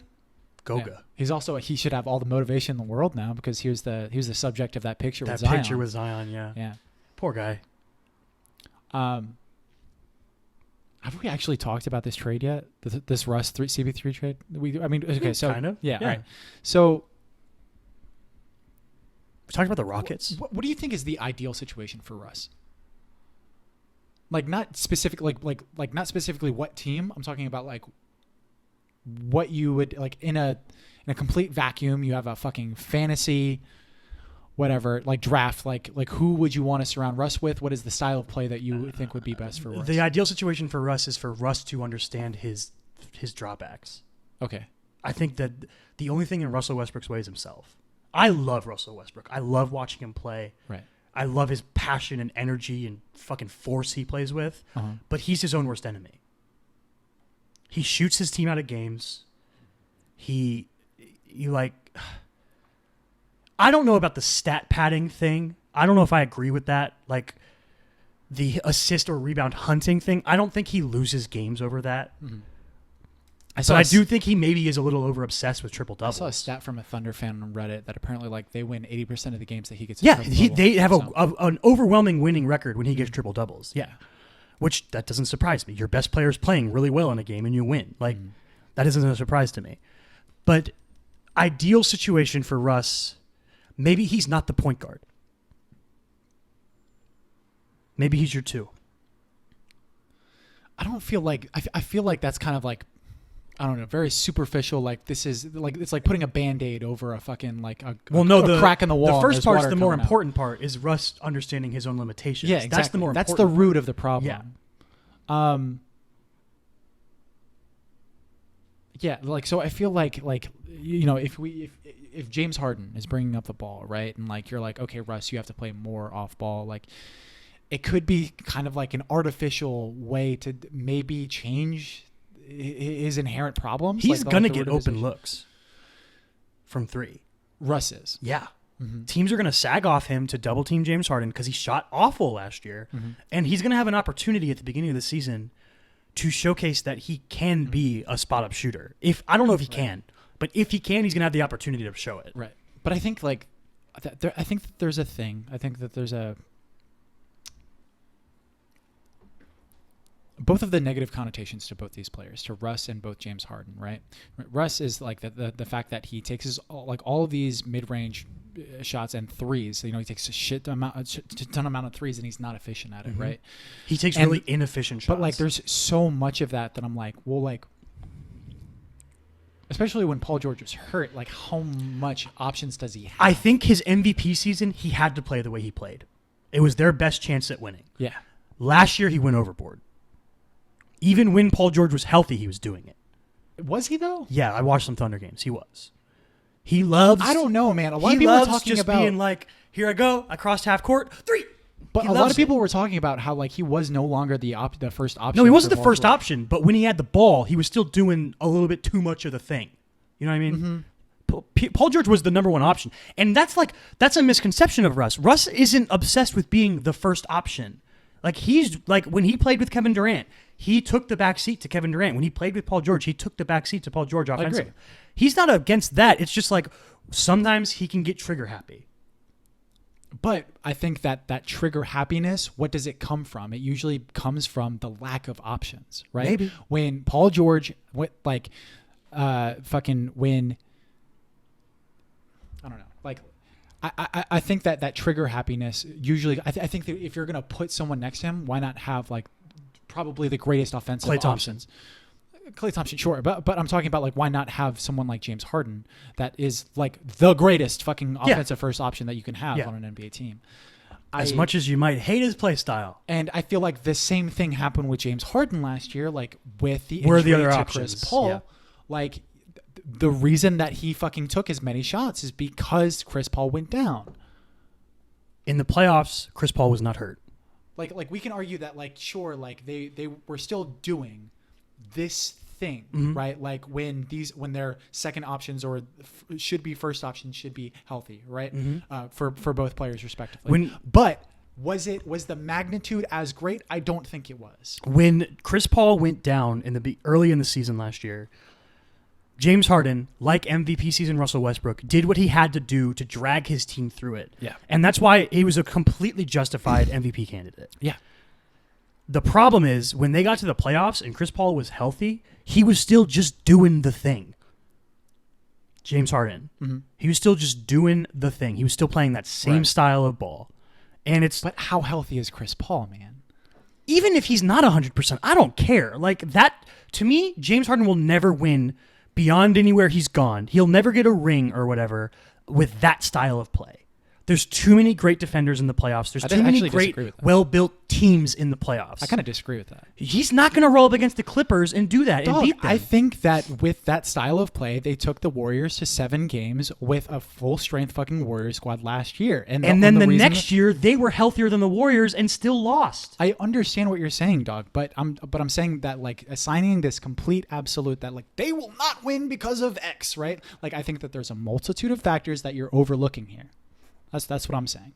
I don't I'm saying think that like the style of play is conducive to postseason I think success. that the style of play is annoying. I think that it has its downsides. I think that, but just saying like assigning like an absolute like that. I am a Sith Lord and I am applying an absolute. Yeah, and I saying am. I'm going to stand by it too. like- I don't think with that style of play that they're going to get past a team like the Clippers when you have guys like Paul George and Kawhi who can guard both of them and limit, the force of that offensive capability. But who knows what?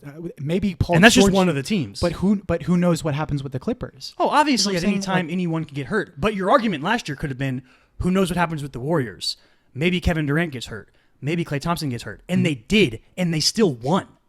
And the Rockets were up. Yeah. And they still didn't beat them. With a healthier roster. I agree with you. I agree with you. But that's like it's one series, and I think that anything can happen. I'm not just going to say that style of play will never win. The problem with saying that is like in the NBA, it's designed so not anything can happen. The 7-game series is designed to limit upsets. Dog, did anybody think that the Raptors were going to win this year? But the Warriors were all hurt. Yeah. So like obviously like injuries are always going to be the cat out of the bag thing. That's why I'm fighting against this absolute is that you don't. But I'm not know what's going to happen. I'm not going to dog. build an idea around the potential of a team based on the fact that other teams could get hurt. I know, like I agree with your disagreeability to this play style. Okay, like is it the funnest place? I don't like watching it. No, obviously I don't enjoy like watching it, but I also Right. just don't know if it's sustainable for success. Like those And are I agree with different that. things. I absolutely those agree. are different I things. absolutely agree with that. I don't know if I think you they're going to be can more. actually win. I think they'll be more fun to watch But with do Russ. I think? But do I think that they'll never win with that play style? I don't know. I don't even know if don't they're know. going to be using that anymore this season. Exactly. I would agree with you. They might bail on the play style. Like I think Sure. they're going to be more fun to watch with Russ on the team. If nothing else, because Russ is just so nuts. Like he just does crazy shit on Yeah. the court. They're very different players, Chris Paul and Russell. Yeah, they're like Westbrook. opposite players. They're like opposite players. In, Chris like, Paul really is like intricate ways. Like Chris Paul is a technique wizard, an amazing. Like they're both amazing passers, but like he's like a technique wizard, a mid-range god, like a good shooter. Yeah. Russ is like force incarnate. Yeah. On the court. Yeah. One is jazz. One is rock and He's roll. the personification of sweat. Like,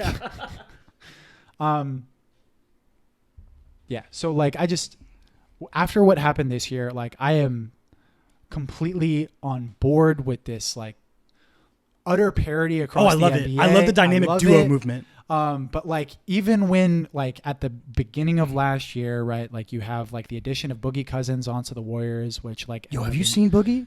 No, he's I looking haven't. svelte. Oh yeah, He's looking thin. yeah, Yeah. interesting. But the absolute certainty that everyone had with at the beginning of last season, right? That the Warriors were going to win. And again. assigning like any absolute certainty to anything that happens in the NBA, like I'm just not going to do it anymore. And that's like one of the reasons why like I'm disagreeing with your point on the play style of the Rockets. And obviously, yeah, like it absolutely can change. But I wouldn't say that play style. If another team decides to adapt that play style in the future, who knows? Yeah, I just think that there's could another team? Is there another player? I mean, who knows? Well, like, what's Like, going to happen in 20 years? That's you know? I'm like thinking like right now. Yeah. Like I guess like the Blazers could do a version of it with Dame if they wanted to. Mm-hmm. But like I don't know if it would be as good.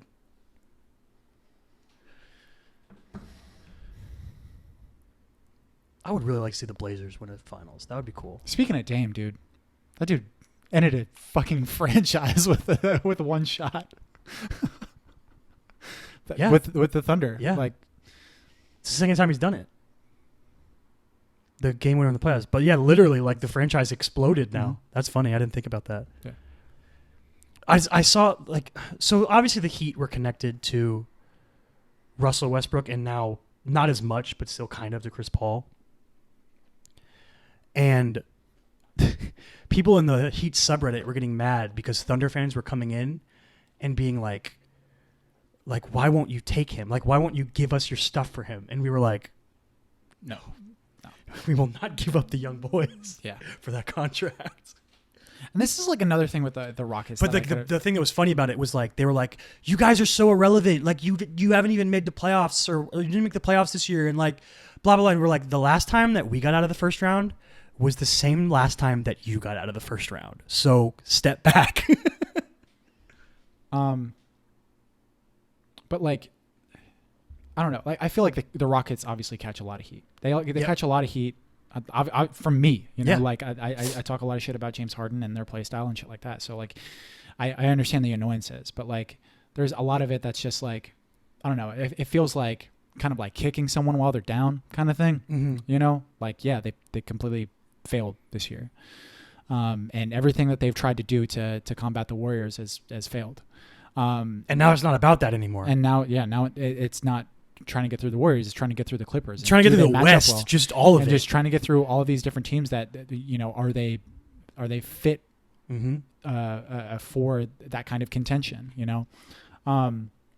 But it just, to me, it's so like result oriented and obviously so it should be, you know, but like, I feel like Daryl Morey and Masai Ujiri are like opposite sides of the same coin. Okay. Like Masai Ujiri is someone who fucking raised his risk profile. He made a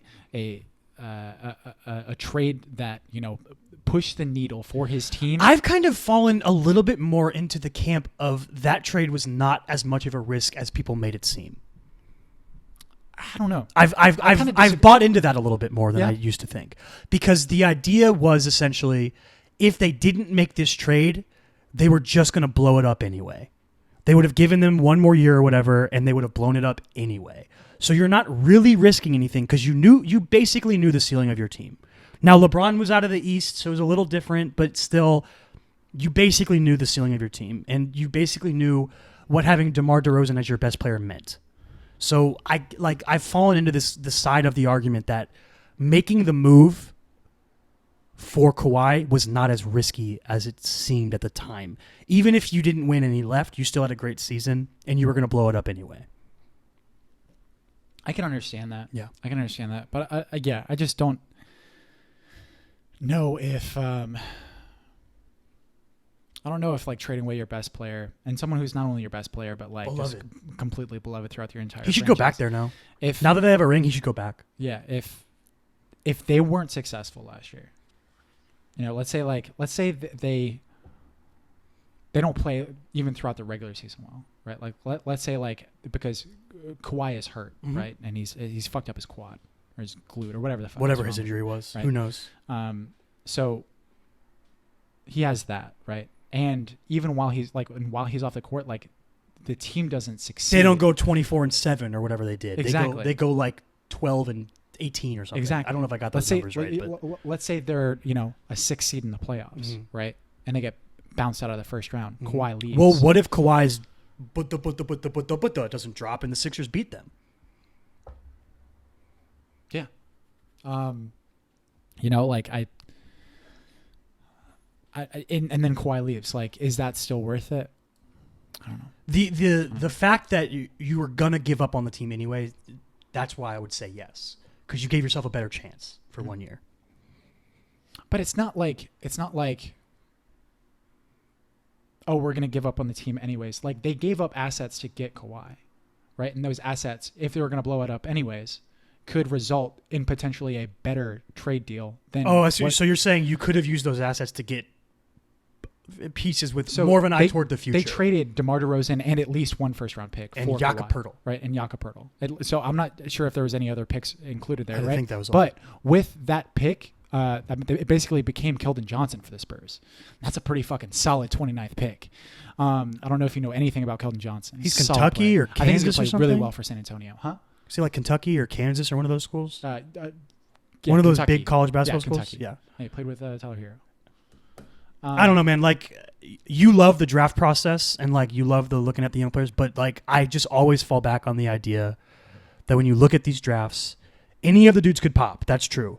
But the odds are that only 5 of them will end up being Absolutely. like any level of game changer Absolutely. on a grand scale. But you also don't know. You just don't know which 5 they are. But you also like I think that there's specific moves, right, that like you can make for. So let's take different versions. Obviously, in hindsight, it's almost laughable to like compare these trades, right? But like the fucking Magic have done it before, trying to go out and get a star for their team, and but like and it doesn't end up working. Yeah. Right. Fucking and it's happened before, and it will happen again. So like, but it was different because Kawhi proved that he's one of the best players. I mean, we could almost guarantee that we'll see that happen this year because so many teams went out and got a star that one of them is bound to not be as good as Utah expected. doesn't pan out. Yeah, or I mean, the West, one of like a combination of Paul George and Kawhi Leonard, LeBron James and Anthony Davis, James Harden, Russell Westbrook, Mike Conley, Donovan Mitchell, Damian Lillard, CJ McCollum, and you can keep going. One of them isn't even going to make it out of the second round. That's crazy. Yeah. Just because of the numbers game. It's interesting. Not like, so I'll bring this up. Let's say the Lakers never won a championship with LeBron and Anthony Davis for the rest of LeBron's career. He doesn't win a ring for the Lakers. Do you still make that trade for Anthony Davis? Yeah. Yeah? Yeah, because it gives you, I mean, theoretically, it gives you an excellent core to build around. Yeah. Yeah, you have Anthony. You have one of the best players in the world, and he's 26, 27. You got probably the best big in the league. It's either him or Joel. Yeah. So, like, do you feel like people are sleeping on LeBron right now? Yeah, definitely. It's weird, right? Absolutely. It's really weird. Absolutely. It's like people just forgot how good he is. Like, I get that he was hurt last year and he missed 25 games or whatever, and they didn't make the playoffs. Right. He still averaged like 28, 7, and 7. Yeah. Yeah. He was still all NBA. Like, people are like not realizing how great he is. Like, it's weird. Yeah. It's very strange. And people are also like mixing up like the fact, like, oh, he didn't make the playoffs, therefore like LeBron did bad, but like he was fucking If he was hurt. healthy through that run, they would have made the playoffs. Exactly. Yeah, it's dumb. Exactly. And then LeBron in the playoffs, who knows what happens when that dude gets in the dance? Yeah. He's like the 7-game series is designed to not have upsets. He's like the breaker of that mold. He's like, I'm gonna do what I want. I'm LeBron James. I'm the best player. Like, do you think Kawhi Leonard's the best player in the NBA right now? Yeah. Okay. So especially I with said that KD before. hurt. So like I think that Kawhi was the best player. Like it's hard to not say He was the best easily player the best player in the playoffs. in the playoffs. Yeah, Easily, yes. But like going into next season, do I think that Kawhi is going to be the best player? ooh, I think that it's still going to be LeBron. yeah, Like, me too. I don't think by that's the end crazy. of it, I think LeBron might go on like a revenge tour. Yeah, 37-year-old think revenge that's crazy. tour. Yeah, I don't think that's crazy. like if at all. LeBron came out and won another MVP, I would not be surprised. I thought that might happen last year. You know, like he was going to. The problem with that, I get why, because it was like, I'm going to LA and it's this big thing. The problem with that was, one, he got hurt. Yep. Two, the team they built around him was not conducive to his skill set and the types of players you should put around LeBron. They just did a bad job of building the team. This year, they've done much better. What do you think about this LeBron at point guard news? He already plays point guard. He already plays point I put guard. that in quotes. It's like a non-story. He already plays point guard. Exactly. He's It's not a story. gonna guard point guards. Danny Green is. Yeah. It's a non-story. Or fucking Avery Bradley. Yeah, Avery Bradley. Probably Avery. Well, if they I don't think they would start Avery Bradley and Danny Green. You don't think so? I I think it depends on what they decide to do with Kuzma and how Boogie Kuzma's looks. going to be their sixth man. I'm almost guaranteed to that. I would almost guarantee that. Okay. AD, they said, is going to play the 4. Because now that leaves your 5 is JaVale McGee or Boogie, depending on Boogie's Like health. I said, there's a lot of like crazy factors here. Like there's probably a lot. But of like volatility Boogie in the and lineup, JaVale McGee are going to be your center rotation with probably a few small ball lineups in there with AD at the 5. With AD, yeah. They might close games with. I wouldn't be surprised if they close games with Anthony Davis at the 5, with Kuzma at the 4, Unless closing that games. svelte looking Boogie's playing Yeah, really that's well. the thing. If Boogie is like healthy and like, remember how good him and Anthony Davis were in New Orleans? If they're playing like that, Plus LeBron. they're going to have a big 3. They're going to be the only team in the league with a big 3. Besides Magic, obviously. Besides the Magic, of course. Of Vooch, Oh wait, no, wait. Of Markel Fultz, Thank you. Mo correction. Bamba, and Jonathan Isaac. Bingo. Got it. That's your big three. That's the big three. They are literally big. Yes, they are large humans. Unless you want to say like the actual big three is Bamba, Isaac, Gordon because it spells B-I-G. Oh, there you go. That's There you fun. go. The big three. Yeah, that's cool. I completely agree with you. Yeah. Like the I don't know. LeBron's fucking amazing, and like he obviously he's very surprising. I wouldn't be surprised if he ended up having an MVP season. But they do have a lot of volatility with that lineup. I could see Kuzma starting. I could see him coming off. I think he'd be a bench. really good six man. Hmm? Yeah. But yeah, the point guard, him playing point guard news is not Non-story. necessarily news. Non-story. Yeah. That But dude's like, been a point guard like since his second season in the league, offensively. but it's like, I mean, I wouldn't agree with that. Yeah, like when he was with Kyrie, was he the point guard? Yeah, a lot of the time.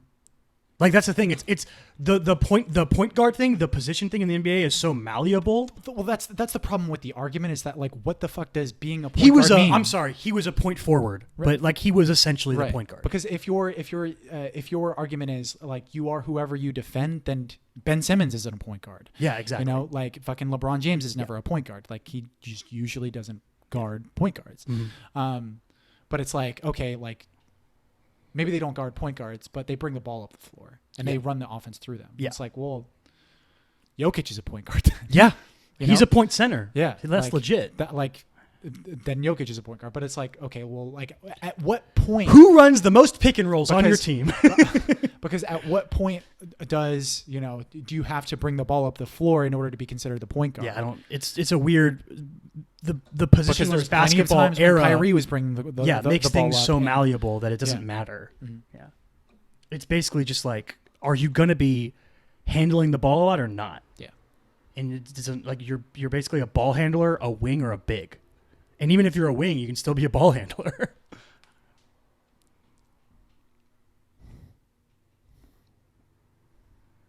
I think that's it. Yeah. Do you care about tennis? Wimbledon happened, right? Yeah, Wimbledon happened. Did Serena win? No. She was in the finals. right? Serena and Federer both lost in the finals. Oh damn! There was a Nadal. No, he beat Nadal in the semifinals. Oh. He lost to Djokovic. Oh. Novak Djokovic. That sounds like a basketball player name. Djokovic. Sounds like some Serbian dude or something. Some He'd be on the stretch. Spurs. Some stretch four. He'd be on the Spurs. Yeah, probably. Yeah. Probably on the Spurs. You care about Uriah Faber? That he got a knockout. Yeah, knocked dude out, and then he wants to fight Cejudo. That's fun. Who did he knock out? I don't know, dude. Ricky Simone, something like that. I don't know who he is. Anthony Simons. Fernie Simons. He rolled into Portland and he beat him up. It was cool because he was in Sacramento. Uriah's hometown. Anthony Simons is so much bigger than Uriah Faber. That's a weird thing to think. He's about. like twice as big. Mhm. That is super weird. Because Yeah. Anthony Simons is like Dude, fairly small. Uriah's 40. How weird is that? That's strange. Yeah. He looks like he's like 25. Yeah. I mean, like, but good, he also good like, for you. He has like the mannerism. Like he's so broy. Yeah, he's so bro-y, yeah. That like he has the It makes him personality seem of a even younger than he Yeah. looks, yeah. That's true. He's rocking the cornrows last night, doing his thing. Yep. I can't believe it was the first time he's knocked someone out since 2007. It's insane. Come out of retirement. I'm 40 years old. Knock a dude out. Good for you. I'd love to see him fight Cejudo. I don't know if he would win. He probably wouldn't. Ooh, But I would love, if he did, that would be awesome. that'd be crazy. That'd be like some Mike Bisping shit. Yeah. I just really like Uriah. He's really likable. And I'm like, it's not that I don't like Henry Cejudo. It's this weird phenomenon of a combination of events, right? He's been very boisterous since becoming the champion. And even more so since becoming a double champion. But the problem is it all leads back to, I don't think he beat Mighty Mouse. So all of it to me, it's like when DC was the champ Yeah. early on. I was always like, yeah, but Yeah. you There's never an beat asterisk. you never beat John. He's an asterisk. This is a little different because he won. He technically won, and it's fine. He's the champ. But I didn't think he won that fight. I thought Mighty Mouse won the fight, and there's like a little bit of it, like the UFC has always been very anti-featherweight and anti-Mighty Mouse, and they never did the judges do it? Was it a coup?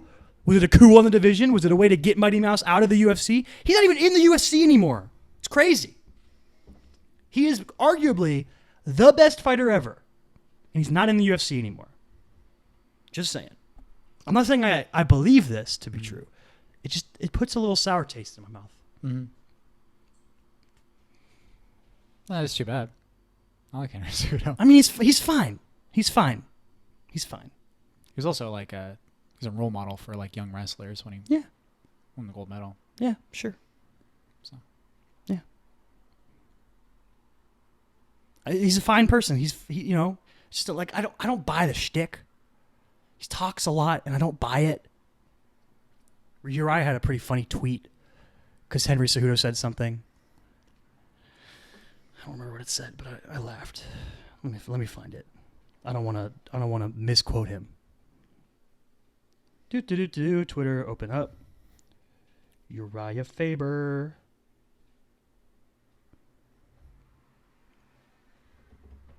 Not Uriah Hall, Uriah Faber. I can't find his Twitter. this is fascinating for Yeah, our I'm audio sorry. listeners. I literally searched Uriah Faber and nothing came up. So, whatever. Oh, there's Henry Cejudo. Okay, let me see if I got this. He said, "Careful what you wish for, my corn-rolled princess. You could be the next legend to bend the knee to Triple C." Is he a triple champ? He's only a double champ. Cejudo champ. Oh, because he has a medal. He's an Olympic medal, so he's a triple C, I guess. Yo, I don't know where I saw the Uriah thing. Shit. Oh, well, fuck it. Yeah, it's one of those things like maybe if he was like a GSP character, a lot of people would appreciate him more. Henry Cejudo? Yeah. He's just super humble. Maybe. But there's no way, if... But that's the thing. I normally really like boisterous athletes.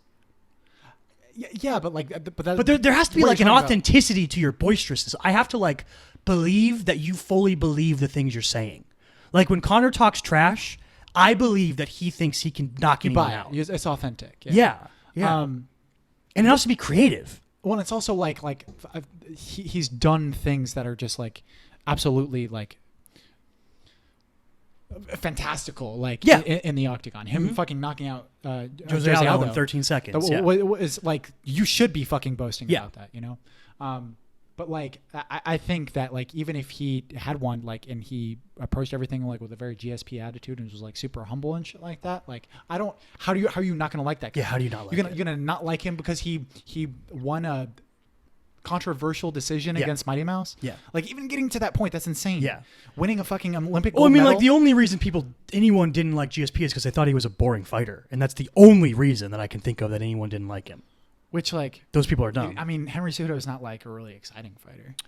I feel like he's tried to be more so. I feel like he's like, you know what I mean? Because didn't he knock out TJ? TJ was on steroids too. Hey. Yo, what's up with our boy Cody now? Wonder if Cody can make a run. I don't know, man. Maybe he'll be rejuvenated because he's like, maybe losing to TJ, that probably like fucked him up, right? As a competitor. You lose the same guy twice. Second fight looked like he had him too. Maybe like when he's like, oh man, that dude was cheating when he beat me. Like maybe that rejuvenates him a little bit, gives him a little push. Maybe I don't know. Maybe he goes through like a Fred VanVleet thing because he's a father now, right? Maybe. Yeah. Cowboy Cerrone thing that just ended though. Yeah. Damn.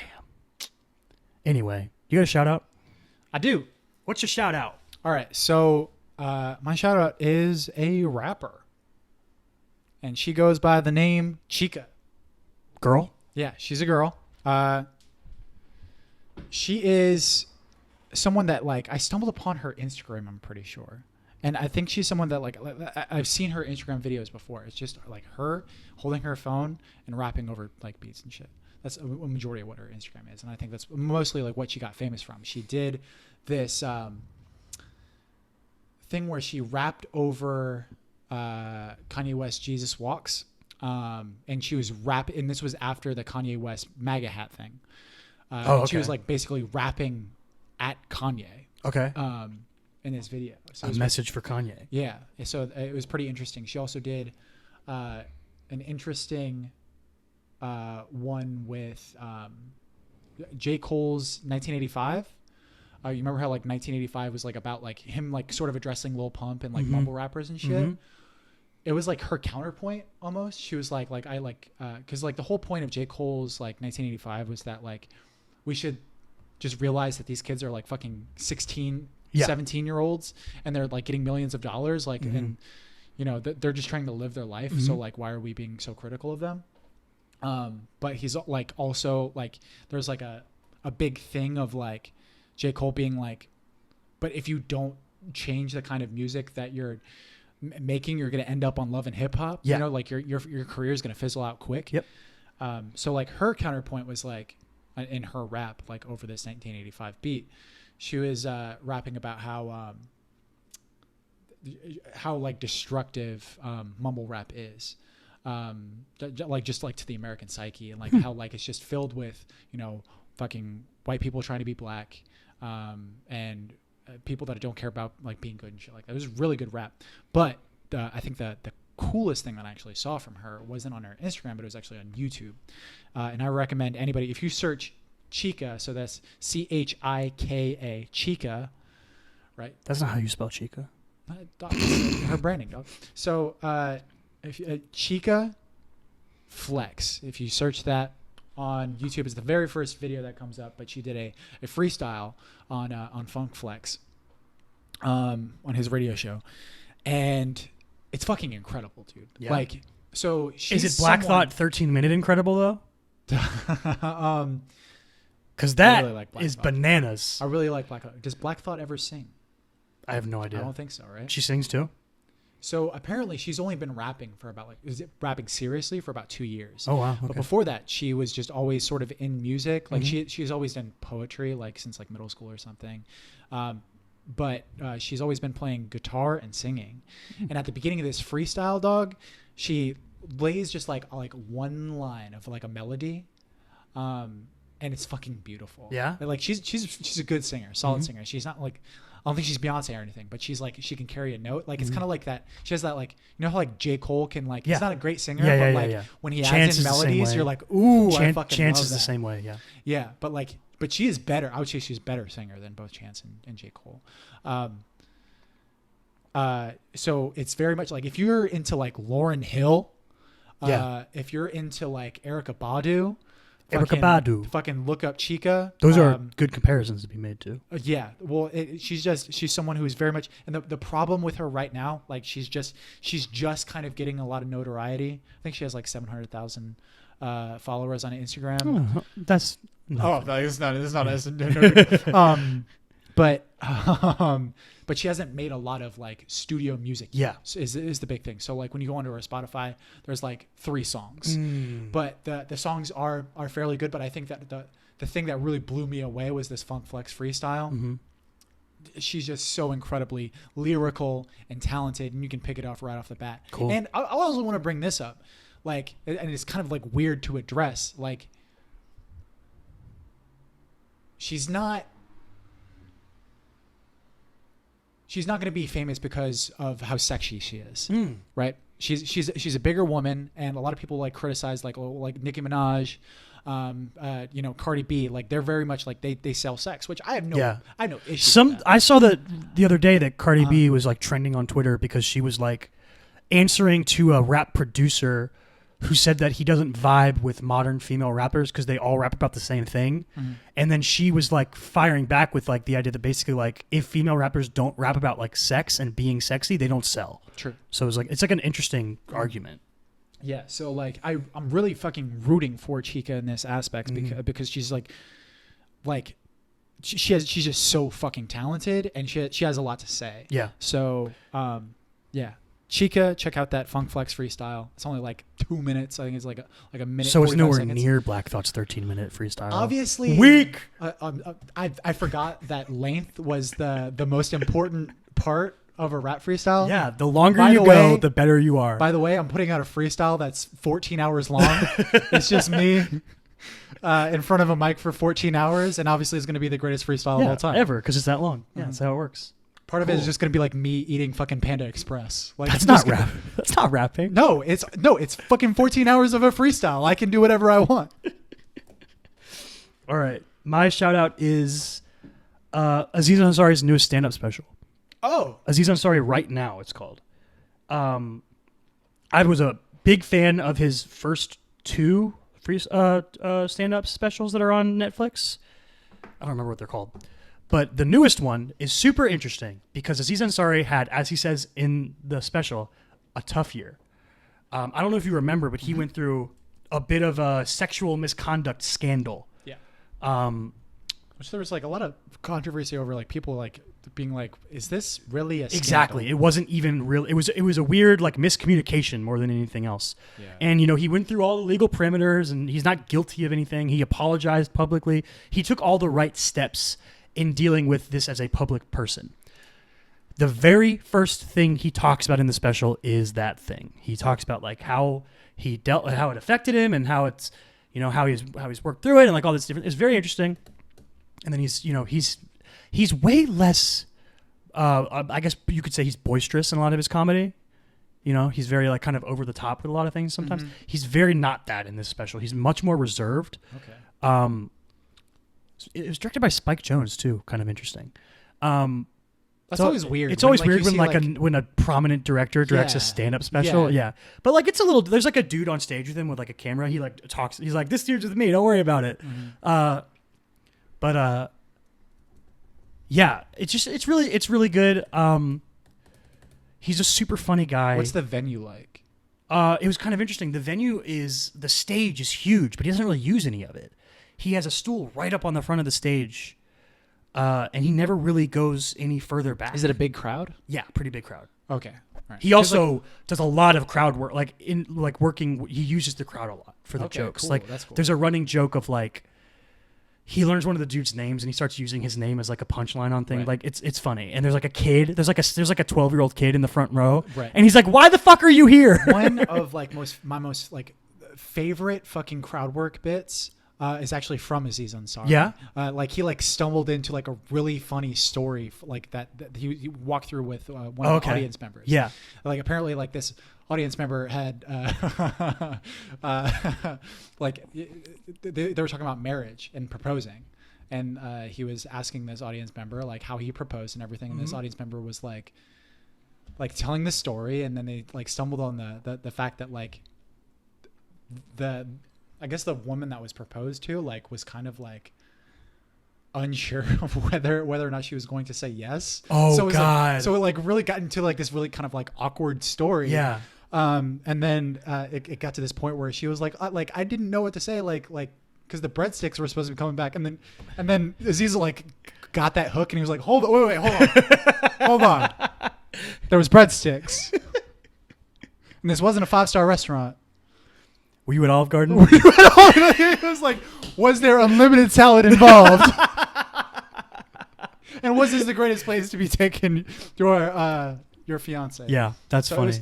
It was a really good crowd work. Yeah, Aziz is a really funny dude. The reason I brought up the venue is because like what you're talking about as far as there was a really big crowd. Yeah, and like they were very enthused, and like that was like one of the things he said in the very beginning is he was like, and at the end, which is like kind of the part I wanted to get to is the way he ended it was really interesting. He like addressed them very specifically, and he's like, "I just want to thank you guys, for coming out here and seeing me because, like I said before," and he talks like really soft like this, a lot throughout this special. He's like I said before, I had a weird year, I had a tough year, and the fact that I'm able to that you're willing to spend this time with me, and I can make you laugh, means a lot to me. Mm-hmm. I just want to say thank you. Yeah. Like there's like an authenticity. Yeah, very authentic. Authentic. Yeah. The way he ended is like he doesn't end it on a joke or anything. It's just he just says thank you, and it just seems so authentic and real. Yeah. The reason that I asked about the venue is because there was one of my favorite Dane Cook specials. I was like a really big Dane Cook fan growing up. Like I was just in that. I was in the window of fucking audience members that should be like middle schoolers. Yeah. When Dane Cook was at his height and he was fucking selling out fucking Madison Square Garden and shit, right? But like one of my favorite ones was when he kind of like he had a falling out, right? Because he had the whole thing with Louis C.K. where he was potentially stealing jokes. From Oh, Louis I didn't CK. know that. Okay. Um, Well, now people would be like, good, steal from that guy. but like he came back. He did this show called Isolated Incident, where he did a special, and it was like in a very small venue. Like I don't think there was like more than 100 people. I almost feel like that could be better. A lot of people than a big crowd. This is one thing that like you hear a lot with like stand-up comics. Yeah. They talk about because it's definitely way easier. There's like and it's way more conversational when you have that kind of venue, when it's like a really small crowd, especially when it's just really dingy and dark and like you're just kind of all it's like you're cuddled together on the couch. You know what I mean? Like there's just a different vibe. But like when you're like at like Madison Square Garden, you can't fuck up. It's not conversational. It's not like it's a lot harder to be like super down to earth and everything. But yeah, it's like one of my favorite specials from Dane Cook. Yeah, I don't think it's like a giant. It just seems like a normal theater. Right. Yeah. But yeah, I thought it was interesting how little of the like stage he utilized, because like I noticed it behind him how big the stage was, and I was like, he's right up front, and he never really backed off, which I think led to the sort of the connectivity and the authenticity of it a little bit.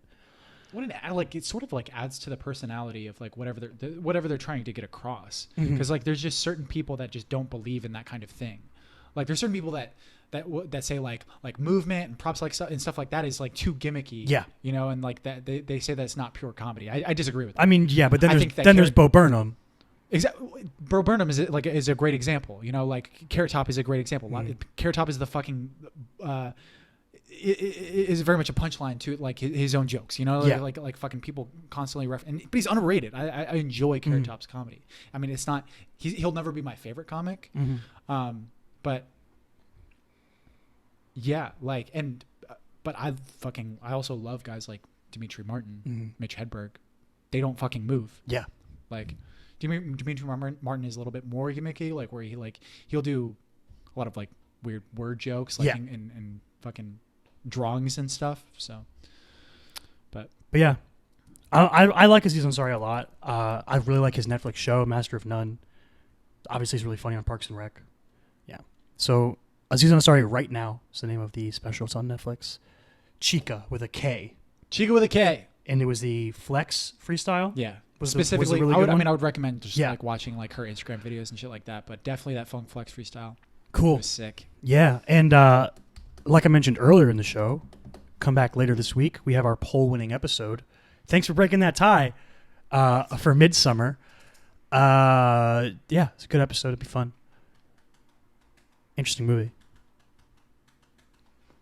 Midsummer is good. Okay, that was weird. We probably won't have another poll up for a couple weeks because it's the middle of the month, and we'll put one up for next month. And I think other than that, hit us up on the social medias and the whatnots. ChrisMichaelStott.com, Chris Michael Stott on Instagram, Davinwell25 on Twitter and Instagram for me. Find the show, The Chris and Kyle Show, on YouTube, on Facebook, on Instagram, on all podcasting platforms, like, share, rate, review, all that fun stuff. tcaks pod on Twitter. I got through it way better this time than last time. We out. Stay weird.